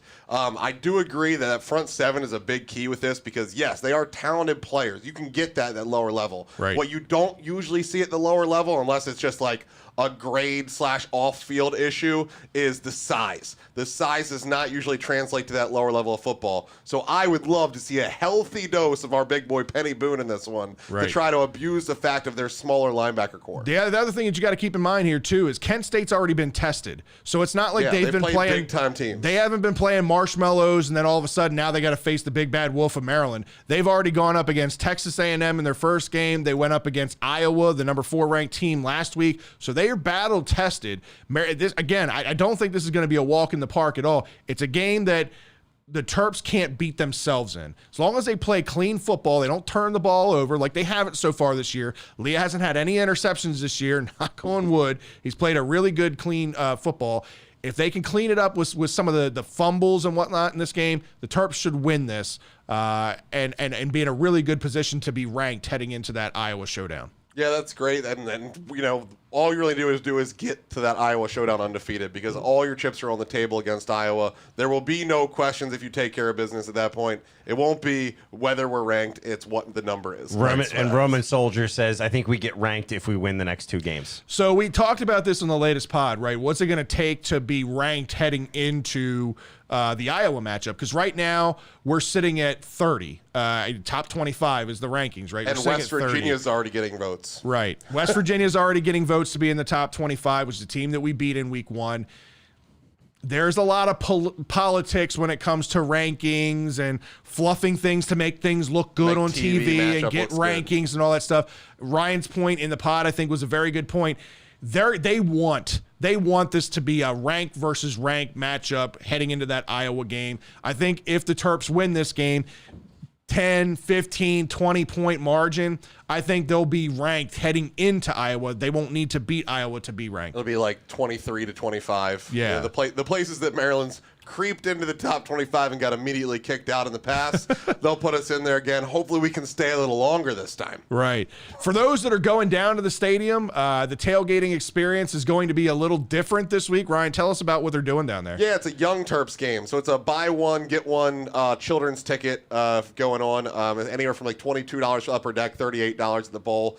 They also have like bounce houses, face painting, all the normal kids stuff, plus like a children's NFL combine type thing. That's They're doing, you got to pre-register for that, but the link's out there. And you could do like a three cone drill, the 40-yard dash, and something else they're doing. And then they're picking certain kids to actually do that at halftime during the actual game. So it won't be Right. everyone, clearly, but some kids will be picked out of that for that. That's awesome. I'll be there. Yeah, it sounds like it's gonna be a good experience. Drew's finally going to a Maryland game. Finally All the going to a shit he Maryland talks, game. he's going to the Maryland Hey, game I'm just now. a fair weather fan. I'll admit it. I'm gonna need my fine. earplugs with all the kids at this game. It's gonna be an interesting tailgate vibe and game vibe. So Robin chimes in. He says October games are gonna be brutal, man. It is, and that's why all So of we gotta these get wins, these wins now. all these wins. If you want to go bowling this year, each one of these wins counts. But you know what? I'm not going to go into a crazy tangent here. But the Big Ten doesn't look as scary to me now as it did prior to the season. There are teams that look beatable. I do think Iowa is beatable in this game. They don't really impress me a whole lot on the offensive side of the ball. Number 4 is not is a scary number, but when you watch them against Kent State, I wasn't impressed. I was going to say, I saw a little bit of their game, and they didn't run away from Kent State. It'd be a different story if they won by like 30. Their Right. defense You know what is I mean? great. So if Maryland comes out and wins by a couple scores, Right. you feel a lot more confident. Their defense is great, but I mean, if you can't score points, I don't know there's a defense good enough to stop our squad from scoring points. Right. So if you can score 21, I think we win. And listen, I'm not trying to be a homer here. I'm just saying that I don't think these games are going to be as much one-sided as you might have thought going into the schedule and looking at it. You got Iowa, who looks beatable. Ohio State's got a true freshman out there who somehow is getting the job done, sort of, but he's just kind of managing to get it done. It's not blowing teams out there. Like a Haskins. Yeah. Penn State, to me, isn't much better than they were last year, but somehow they're better. getting it done. They're really not. And we went into Penn State, and granted, it wasn't in front of any fans, but we beat Penn State pretty badly. Luckily, it is not a whiteout for us. Right. gonna be a That different- environment, kudos to Penn State and that whole whiteout game Yeah, and but what they they should do have with been that, wearing the man. white home white. They should have been wearing white jerseys. Yeah, it's awesome. It does. It looks really impressive. It's pretty cool. You gotta watch out for Penn State. Minnesota defense. loses their star stud at running back. So there's a lot of teams in this Big Ten that I think we might have had automatically chalked up as an L that I might be like a little bit more hesitant on. Let's give a quick announcement for the Shell and Tell. Yeah. First of all, Roman Soldiers, you seem to be a little bit into it. I hope you're following Shell and Tell. I hope you listen to the podcast. All of you out there, Fred and I are doing a jersey giveaway when we had 1,000 followers on Twitter. You better get in now because we've gone from 800 to 910 in less than 10 days. Right. So thousands coming like this week. Right. So get your name in there. You retweet our posts with our podcast attached. You'll find them. They're very obvious. I believe it's still pinned to our Twitter. Yep. And that enters you into the drawing. The drawing happens whenever we get 1,000 people. We'll lock the Spread the tweets, word. find who's retweeted and are following us. And those people we entered into the drawing for that sweet jersey that Fred was wearing week 1. All right, fellas, it's time for some bros, bows, and O's. Let's talk a little Orioles. A little Orioles. It's pretty much the same story, new day with the Orioles. We're just going to continue to talk about the two guys that are worth talking about right now. Well, one of them, Mountie Watch. Yeah. Mountie Watch succeeded this past week as he has now set the Orioles rookie record for home runs in a season. He has 30 as of Monday afternoon. Don't know where he stands if he hit another one tonight, but wouldn't be surprised. I can see him hitting at least 2, if not 3 more between now and the end of the year. Yeah. I think he's got a strong potential to be in that 33 to 35 range pretty easily. It's amazing to me that he's not in serious consideration for Rookie of the Year right now, and everybody out there that tries to justify why he's not is absolutely absurd. I mean, you want to ask Manny Machado's brother-in-law? He doesn't even. I know. He doesn't even have enough playing time apparently compared whatever. to the other guys that have the exact same amount of playing time. yeah, whatever. I saw that and I was like, you gotta Well, be kidding that's me. why Just I shut called up. him Manny Machado's brother-in-law because he sucks. Yeah. Sucks as an analyst, he sucked as a player. All of Now it. it's time for a new Orioles segment. Freddie Onsetti. Oh, shit. That's not new. We've been doing that for months. I saved this comment all the way back from Ravens talk. So here's Jacob Paul here. I know we're talking Ravens, but if the Orioles miss out on the number 1 pick, Elias should be fired. Not accurate. Yeah, I mean, there's a couple of really bad teams at the bottom of the MLB. Diamondbacks. Yeah, Diamondbacks are right there with us. I think they're handling this properly. They're letting Cedric Mullins go out there and chase history, trying to go after the 30 for 30 thing, and he's 1 home run away from it. He got his 2 stolen bases. One of them was kind of stolen, I It doesn't guess. matter. More of it Stolen. like, here it is in a Don't bow write. Hey, wrapped up in a gift. It's It's in the books as a steal. It was. That's all that matters. It was That's all a that steal. matters. Either way, he's got 30 steals on the night or on the year. He's at 29 home runs right now, leading into tonight, so he could potentially hit his 30th tonight. It's He's amazing. also what the hitting guy's doing. 301. Let's Yeah. not forget that. This guy is hitting 301 and still doing all this stuff. I really want to see him hit that 30 mark, but I also want to see him do that while keeping his average over 300 at the end of the year. I mean, is there, so obviously we talked about Mountcastle in it for Rookie of the Year. Looking at total picture, maybe this is just being a homer. Is there not a reason, first off, the way he plays defensively, that catch where he robbed Gary Sanchez last week, I think it was Wednesday or like right after the show, goes up, robs him at the wall. He's been a great defensive center fielder. Should be in contention for a Gold Glove in center field out there. Oh, yeah. But is this a problem that he's not anywhere near close to the conversation in an MVP situation? I know his team is not winning, but if he's on a winning team, his name's getting blown up. You're 100% right, but that's a problem with the MVP voting. It always goes to, where would this team be without said player? Well, they're already at the bottom of the fucking barrel. How much worse would they be without him, right? So it's unfortunate that it's looked at that way. It should be just who was the most valuable player to the league. Here's a minimum number of at-bats. Who has the best situation? Statistically, right. It sucks that he's on the team that he's on, but that's not his fault. Like, he's on that team, and statistically, yeah, he should absolutely be at least in the conversation, but right now you don't hear his name just because, again, he's not on one of those teams that are in playoff contention and doing things like that. So. Well, and it's not like he's not getting that to that point, right? I think you had found that he was playing 75% of the games at that position. First center fielder playing at least 75% of his games at the position with a 30-30 season since Mike Trout in 2012, if he gets there. That's some company to be in. Yeah. I mean, that's a pretty good name to be compared against. So, listen, there's no reason that he shouldn't be in the conversation. Do you think he gets the gold? I know obviously he's not in that. Do you think he gets Gold Glove this year? Yeah. I mean, name a center fielder that's been better out there defensively than him this year. You can't do it. It's hard. I know the knock on him is his arm strength, and rightfully so. But defensively, he is a gem every night. He's robbed several guys between him and Hayes out there. Yeah. Both of them have robbed guys. It's been impressive what they've been able to do. And with our pitching staff, he's had a lot of opportunities. That he has. That he has. Our pitching staff also has been doing some good stuff there in Philly, as John Means hit a double yesterday. And they got thrown out at third. We'll call it thrown out because it was a pass ball. But the bigger he was running story on of it. John Means' night is John Means pitched a hell of a game in that game. He looked good. He looked more like John Means of old. So that's good for our future because we need him to be a number 2 or number 3 starter of the future moving forward through this rebuild process. Yeah, and as we continue with the rebuild, obviously, the one name that we're really looking at, Adley. Adley hit his 22nd homer of the year the other day. With the Tides through 33 games, he has 4 home runs, so a little on the lower side, but he's hitting .314 with a .937 OPS. I did notice watching multiple, home run highlights after seeing that. Kind of, you see some people compiling a bunch of them together. When he's hitting for power, he has a long swing. It's a long swing, but it's a quick swing. It's quick. It's a powerful swing. He's got great bat speed. Yes, it's long. It's kind of like but he's swinging through the ball, which is what you want. Right. That's how you get power, is you swing through the ball. Yeah. So I have no problems with his swing at all. It's pretty, and especially when he makes solid contact. I mean, the ball can go a long way.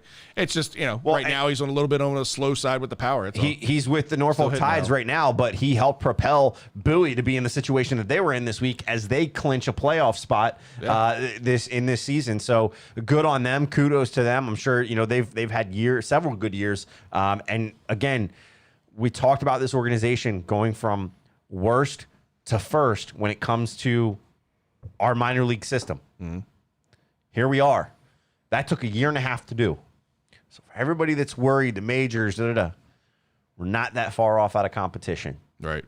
We're not the 3 or 4 more years that some people think. Couple weeks left in the season. Drew, do you think anybody's name gets called? Do you see anybody else coming up to make their debut? My guess is no one of real consequence. Yeah. Like we talked about before, you get Adley for a couple weeks, or a Bradish or Kevin Smith. I my guess would be no.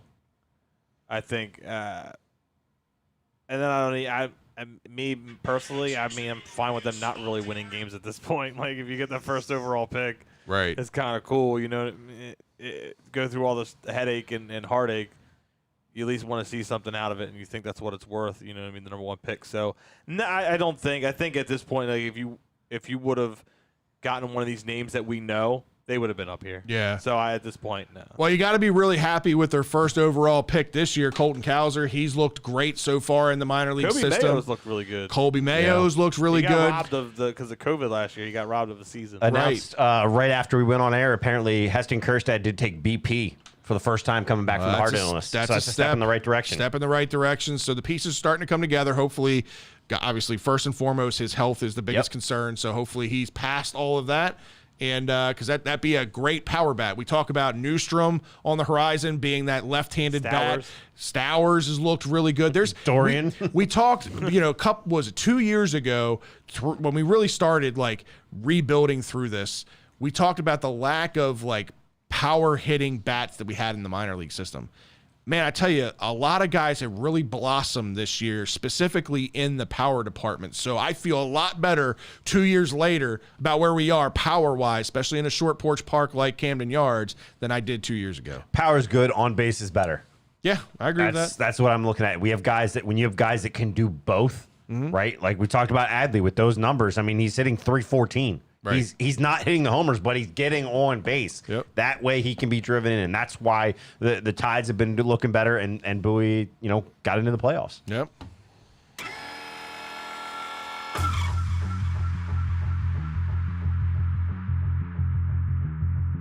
No rules. No boundaries. 2 topics. 30 seconds each. It's time for the 2-minute warning. I'm distracted. You left me hanging through the gang signs. What are we doing here? Also, you had like a crooked M. What was that M? You did three side finger? I was disappointed. You got side finger M? Omar would be let down. That was like a Marshall M, not like a Maryland M. I disappointed Omar. Thunder and Herds. All right, it's time for the 2 You minute didn't take warning. a bite out of the W when it came around? No. It's time for the 2 minute warning. Who's asking the questions tonight? I'm asking all We got of them. Drew. All Apparently, right. Drew. That's what I was trying to figure out. That's why I was distracted. All right, Drew, hit us off. Out of all of the professional sports, what would be the one rule you would change or get rid of altogether? For me, I think this is actually the collision rule at home plate. I get the safety and the Buster Posey situation, but I absolutely freaking hate it. It's such a problem. It has become a problem. You have so many games that have been affected by this play, and there's argument: was he in? Was he out? Just get rid of it. Go back to it. I hate that rule. I can't stand it. I'm going to stick with baseball, too, and I think it's the rule that has affected everybody for the last, 25 years. They've been back and forth on this, and it's the DH. It's time to just get rid of it. I know they're on the horizon of it now. They've been talking a lot about it. Well, they've been talking about it for 2 freaking decades. Get it out of here. Put it in the better National for League. baseball, or put it, exactly. Carry it across to the National League. Keep it consistent amongst all leagues. There's no reason to have that change in the two. All right, if you could have one autographed or collectible from any athlete in history of all time, what would it be? I'd have that Honus Wagner card. Yeah, good call. I mean, that thing continues to set the expensive benchmark call. for most expensive card in history.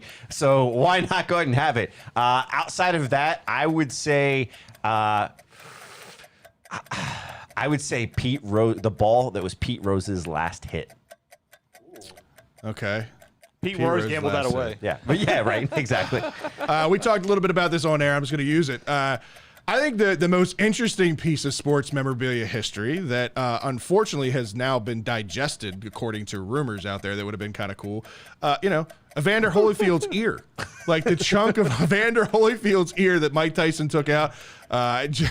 Just to say you have that out of everything that's ever happened in sports history, be kind of a cool piece to have. Either that or a piece of memorabilia from, like James said prior to the show, from obviously Field of Dreams, something from that movie set would be a pretty cool, obviously, emotional. OJ's Bronco. OJ's Bronco. That's a good one. Glove.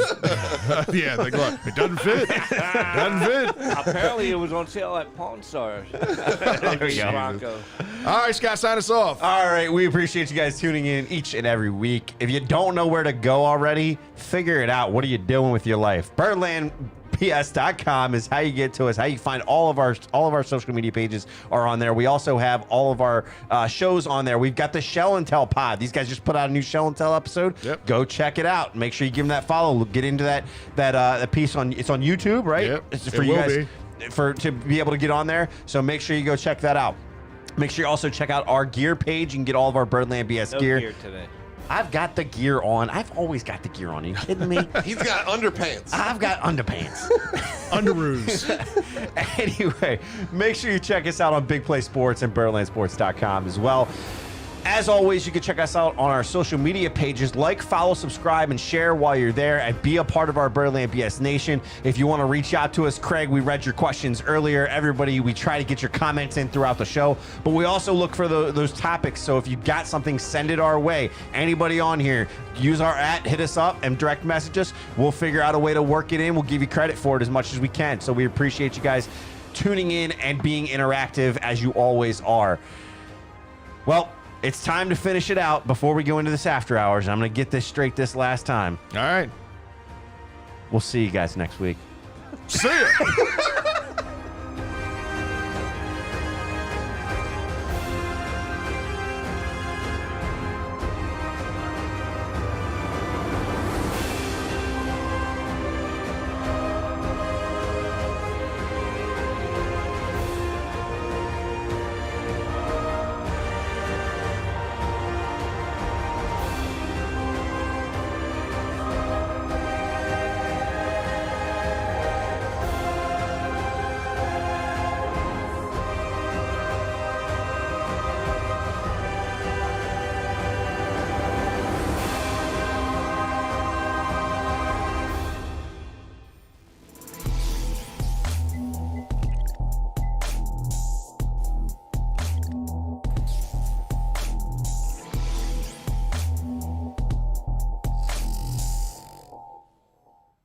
It's time for the after party. Hey, we might as well Last call call for this alcohol. during hours. We only lost one person during that, so we're I think thanks for hanging out. I think the tracker thing is off.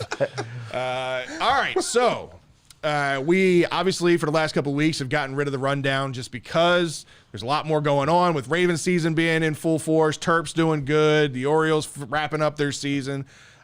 So we've started moving some of those topics now to the after hours. So let's talk a little bit of national news, but we'll keep it local tie, at least to start, right? Did you guys see over the weekend Manny Machado and Fernando Tatis going at each other in the dugout? It's not fucking about you. It's not about you. Get out of the field and play baseball. So what was your immediate reaction to it? Did you like it? Did you not like it? Like, did you think it was Manny being Manny, or was this Manny showing some growth and being mature and actually being a leader? That's the thing is I feel like I still don't have context. I still don't have context of what this situation fully was. From what I've heard, again, I don't know the truth to this, was that apparently he got called out on a questionable call as a strikeout right prior to that, and they were in a close game. He was barking at the umpire, and this was Manny trying to look out for the team. Basically saying, listen, you're an important cog to this team. We need you. This isn't if that's about truly you. what it is Manny's growing a fucking lot. Exactly. And that was my point in this. I don't know the truth to the context. This was what I've read through social media and through Twitter. Drew, you might have a little bit better picture of it. I don't know. No, my information is the exact same as you. Yeah. But going based off of like looking at the event, I mean, yeah, I think it's a lot of Manny's antics. It's still like you're in the this cloud of immaturity still. So it's not just this one incident doesn't like Rectify everything. But in this situation, if you just take the dugout interaction for what it's worth, like he's being a captain almost at that point. Like, dude, shut the hell up. Like, we are fighting for our lives. Yeah, we should not be fighting for our lives. We should already have something wrapped up where we're just kind of like making sure we stay right or try to win a division. And you know what I mean? They've really fallen off. Right. So like, if you're gonna, from judging by what happened, I'm kind of on Manny's side on this one. Like, dude, like at some point, shut the fuck up and play the game. Like, we still gotta win. it wasn't. You weren't losing 10-0. Right. At that point, then yeah, all bets are off. They end up losing that game 3-2 or something like that. Like, Yeah, right. When I heard that too, like when I watched the video, I hear something being said. You never turned it off, hit the right apparently. pick, man. No, Oh, amateur hour. I know. I didn't press 2-minute warning. I just We went back to their camera. We only got 1 minute and 50 seconds There we for the go. rundown. There we go. Anyway, but no. So the one thing that I heard was some along the lines of the fans can fucking hear you. Yeah. Right. Like Tatis was bitching about something. So that kind of maybe goes into what you're Yeah. saying. If he's bitching about it, the fans can hear you. It's not about you. You don't need to be getting kicked out of this game. Right. It's a tight race. It's a tight race out in the West. First off, it was very much an Adam Jones moment for me because Adam Jones had done that to Manny Machado a few times in the dugout as well. Get your fucking head together. So yeah, maybe it is. Maybe it's a learning thing. It's something and looking like Manny's like, you know what? Fucking, like, I want to fucking get to the World Series at some point. Like, Right. I Exactly. gotta get there. Like, yeah, I signed soon this enough, deal, you know what I mean? because it was the best paying job. But at the same time, I signed to come here because he knew the opportunity was good with the young talent they Well, had. and I think that's the thing too is it's even more respect because of the money that both of these guys are getting paid. Right. He's giving him, to your point, what he learned. He's trying to pass it along, and I'm sure I would have loved to have been a fly on the wall after that game To know how it went. to know how did it go down when they went into the locker room. Right. What did it look like the next day in the locker room? Now, you're not going to see that stuff on the field, as much. It's a rarity, and when it happens on the field, it's contained as quickly as possible, and then it's handled in house. You're never going to hear anything else. All right, Ryan's getting bored because we're talking about I know. baseball. Let's talk a little NFL, right? So another topic I wanted to get your guys' opinion on. It's early. We're 2 weeks through the season right now, but there have been some teams and some names out there that have put up some big stats. So I wanted to get your guys' early take on who's in the running right now for MVP. You got to look at Kyler Murray and what he's doing out there in Arizona, the numbers that good. he's put up through 2 weeks. Surprisingly enough, I can't believe I'm going to say this. You got to look at Derek Carr. A year ago, this is what I would have said to you. Stay off the weed. Yeah, it pains me to say that, but you look at what he's done through 2 weeks of the season against the Ravens defense and then follow that up against the Steelers defense in Pittsburgh. Yeah. The Raiders are right now at 2-0. Derek Carr looks like a true MVP type candidate. Well, he looks like what we said. Like, if you got weapons around you now, dude, you need to Right. do something with them. And you know what? So far, he is. What's your take on it, Ryan? Do you see anybody else out there that might be in the contention for that? No, and I think that both those people can make you some good money right now because Aaron Rodgers is still the odds-on favorite for the MVP return, and Patrick Mahomes is above both these players. So fire up the MyBookie and put some money on Kyler Murray and Derek Carr future bets. I like it. I like it. What about you guys over there on the casting couch? Anybody else? Matt Stafford's another one. I mean, listen. Cooper Kupp, right, out there in L.A. I'm just I don't know why, I'm a big fan of the Rams right now. I really buy into what they did, and I think Matt Stafford is going to be a difference maker for them. He is. I really think that they'll be in the thick of things come the finals of the playoffs. I think they'll be in that, like, NFC. It could be a Rams and Buccaneers showdown in the NFC Championship this year. I've heard if it continues, Dak is another name that people have thrown out if he continues to He kind of shit the bed last he's week. a bum. He had a great first week, but he shit the bed last week. But you can't forget Tom Brady. That was my Yeah. answer. But no one wanted to go back to me. Oh, It pains sorry. me Oh. to say it, but goddamn, he still looks fucking good. He threw what, Guy's like five touchdowns 50. this past week? Yeah, he beat me. Thanks a lot, Scott. Welcome. Suck Against it. fucking Atlanta, dude. I don't give it. It doesn't matter. He And in still week could one, it was deserve versus touchdowns. Dallas. He's still Hold on. 8. But here's the Right. thing: anybody, if that's your thought process, You should anybody be beating the should be shit able out to of him. put up those numbers against it. Well, he's doing it at a much older age than half these guys that can't do it on a What regular did they say? basis. He's four. God damn 43? I do not want to count this mother. 44? I don't want to He said this past week he feels like he can 14. play till he's 50. I know. 14 more touchdowns. He will throw more touchdowns in his 40s than he did in his 20s. Yeah. 14 that touchdowns. will happen. And it's going to happen by It's the gonna end of the year. happen at week 8. I was gonna say it's gonna happen before week 6. Yeah. Great. Golly. Did you hear who Tampa Bay talked to? I did not. Richard Sherman. Oh, Sherman. Yeah. Whatever. They I can don't have think, him. Don't Drew- fix what ain't broke. Yeah. Drew, we'll go to you for the one that you had posted up, Yeah. tagged us in. Jesus Christ. I go out. I don't even know. I'm interested to hear everybody's take on this. Go too. out. I don't. There was a high schooler, a girl. that she made the football team. And she had already made big news before this. I had seen this story before this hit. I don't know if you had. And mind you, this isn't like a transgender situation or anything like that. This is just this was a girl who was going out for her high school football team. They made a team not as a kicker. She made a team not as a kicker. Yeah, she was the starting safety and was playing wide receiver for them. And that's what made national news before her first game, where Drew will take over. I did. Yes, I did read the rest of the part. So she took this play. She was probably playing it was kind of like a screenplay.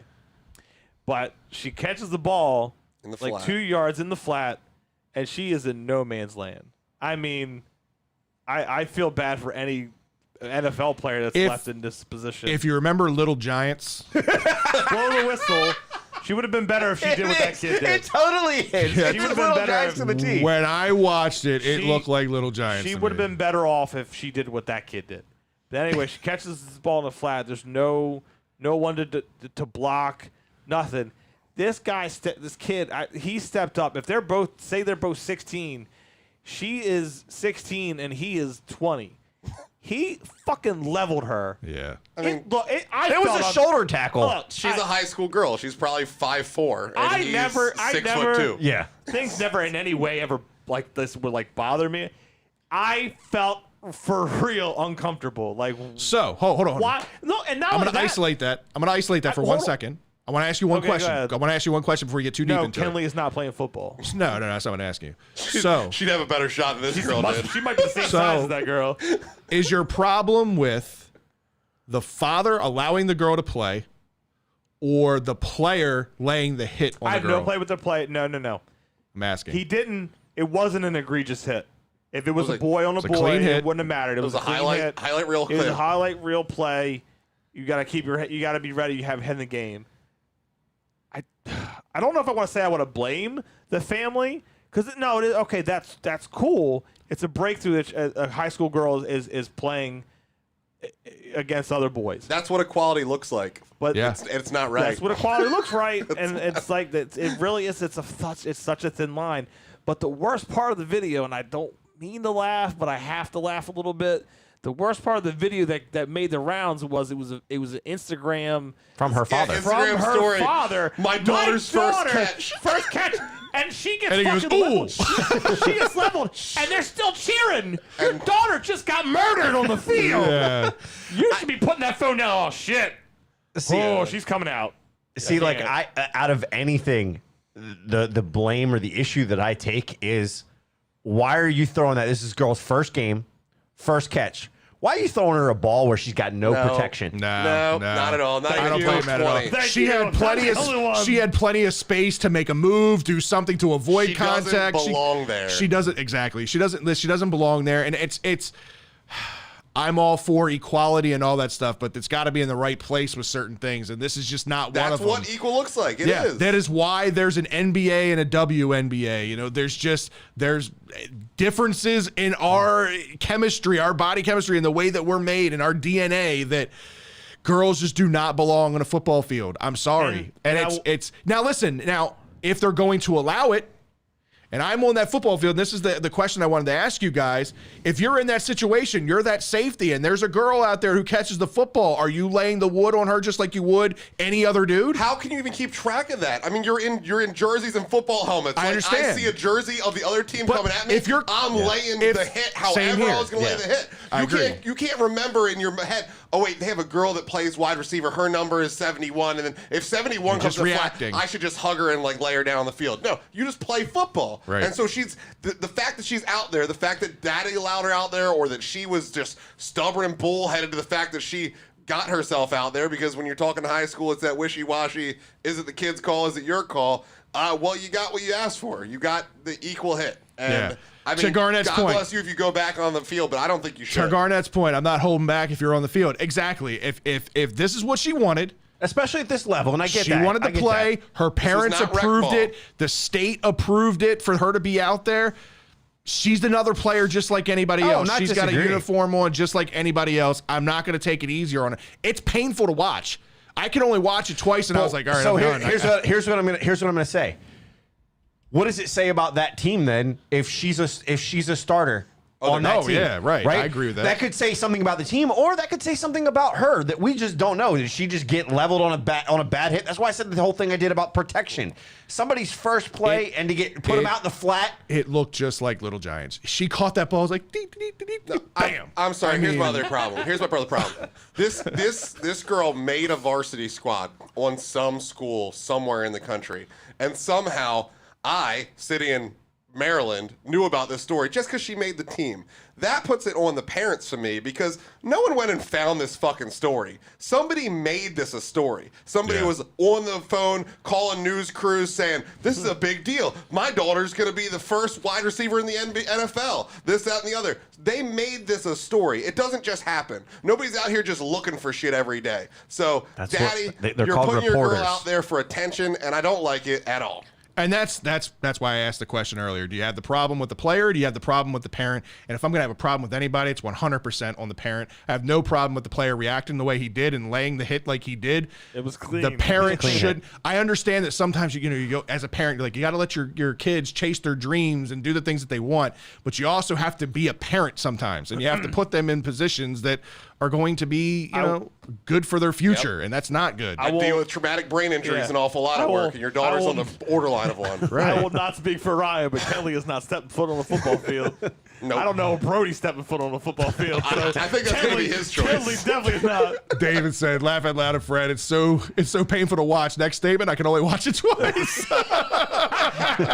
I had to watch it twice, but the first time I was like, did I just watch? That's one of the videos you have to watch. Yeah, I was like, did I just see what I saw? Oh, yeah, I saw it for sure. That was like, I watched it 4 times. Sorry. She looked like she went up to his waist. I mean, the dude annihilated her. Yeah. And then James had the feel-good story of the week. Yeah, what was going on with the Reds? The Reds had called up a player, or it was his first at Major League at bat, and he happened to hit a home run. His name was TJ. I don't know his last name. Pushmanzada. TJ. So he hits a home run for his first hit, and a fan that was at the game caught the ball, and he saw Mookie, and they made contact, and like they made a trade-off. Like he said, "Hey, if you give us, throw the ball back, I will give you a bat." And so he did that.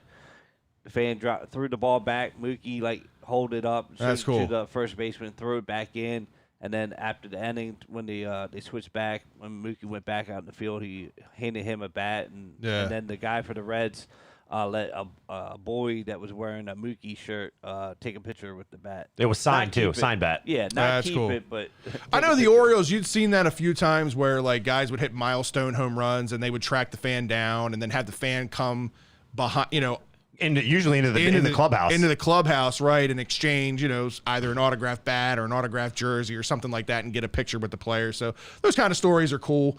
Especially for somebody's first, it's a cool thing. You run. work your ass off to get to that spot. Right. That's a momentous ball that you definitely want. Some people keep balls for freaking everything. Who was it? Was it Emmitt Smith that says he's got every touchdown ball that he's ever had in his entire life? Does that surprise you? But did you see Mac Jones trying to not keep his ball? He didn't even give a shit. Oh, yes. He just ran away trying from to hand him. it to random people. I don't want that ball. And then he kept bringing it back to him. He's like, I don't want the fucking ball. We lost. Dude, he handed it to 6 people running off the field. I did see that. So I did want to bring this up because I don't know if anybody else noticed it at all, but it really got under my skin. It has to do with the Ravens.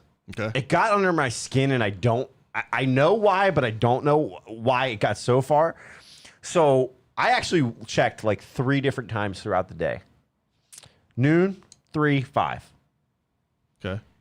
All 3 times, not one headline from the Ravens-Chiefs game. When was this? On where? Yesterday. All day yesterday. There were some in the morning, but afternoon, not one headline about the Ravens game. In fact, the Ravens were further down on the ESPN app in the NFL section, and they were third in the NFL section. Okay, I thought you meant the Ravens website themselves. No. That's weird. No, the top headlines. The top headlines. This was yesterday at 5. This was at 5 o'clock. Carson Wentz spraining his ankles.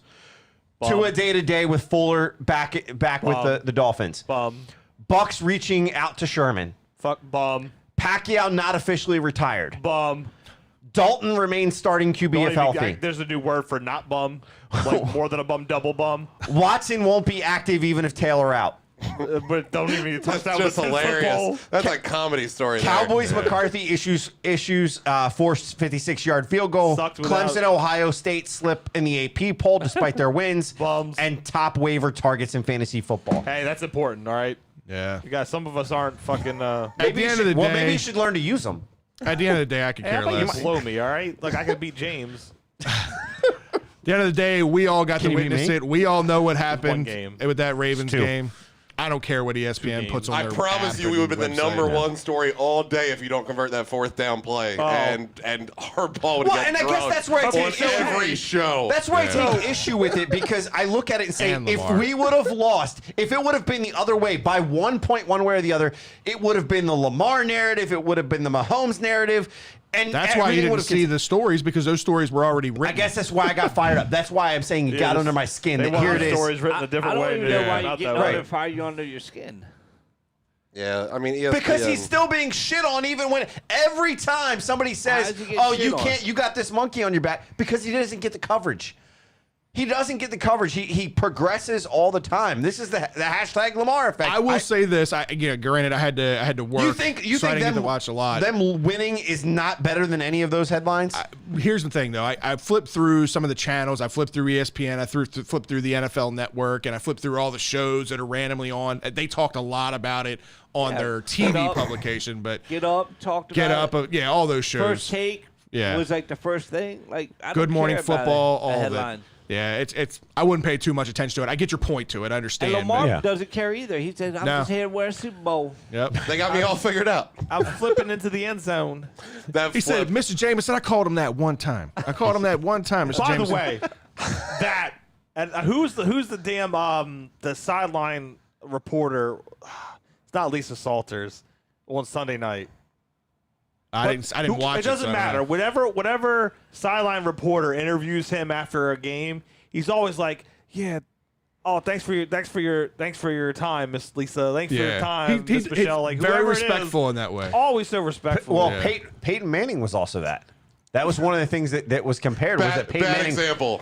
No, well, it was. I forget who it was. I forget who it was. Same amount of They were when they were touchdowns, talking you about know? Manning and his Hall of Fame career. That's right? what Southern They were boys. talking about the fact that he purposely remembered. Oh, it was who's the security guy for the Ravens?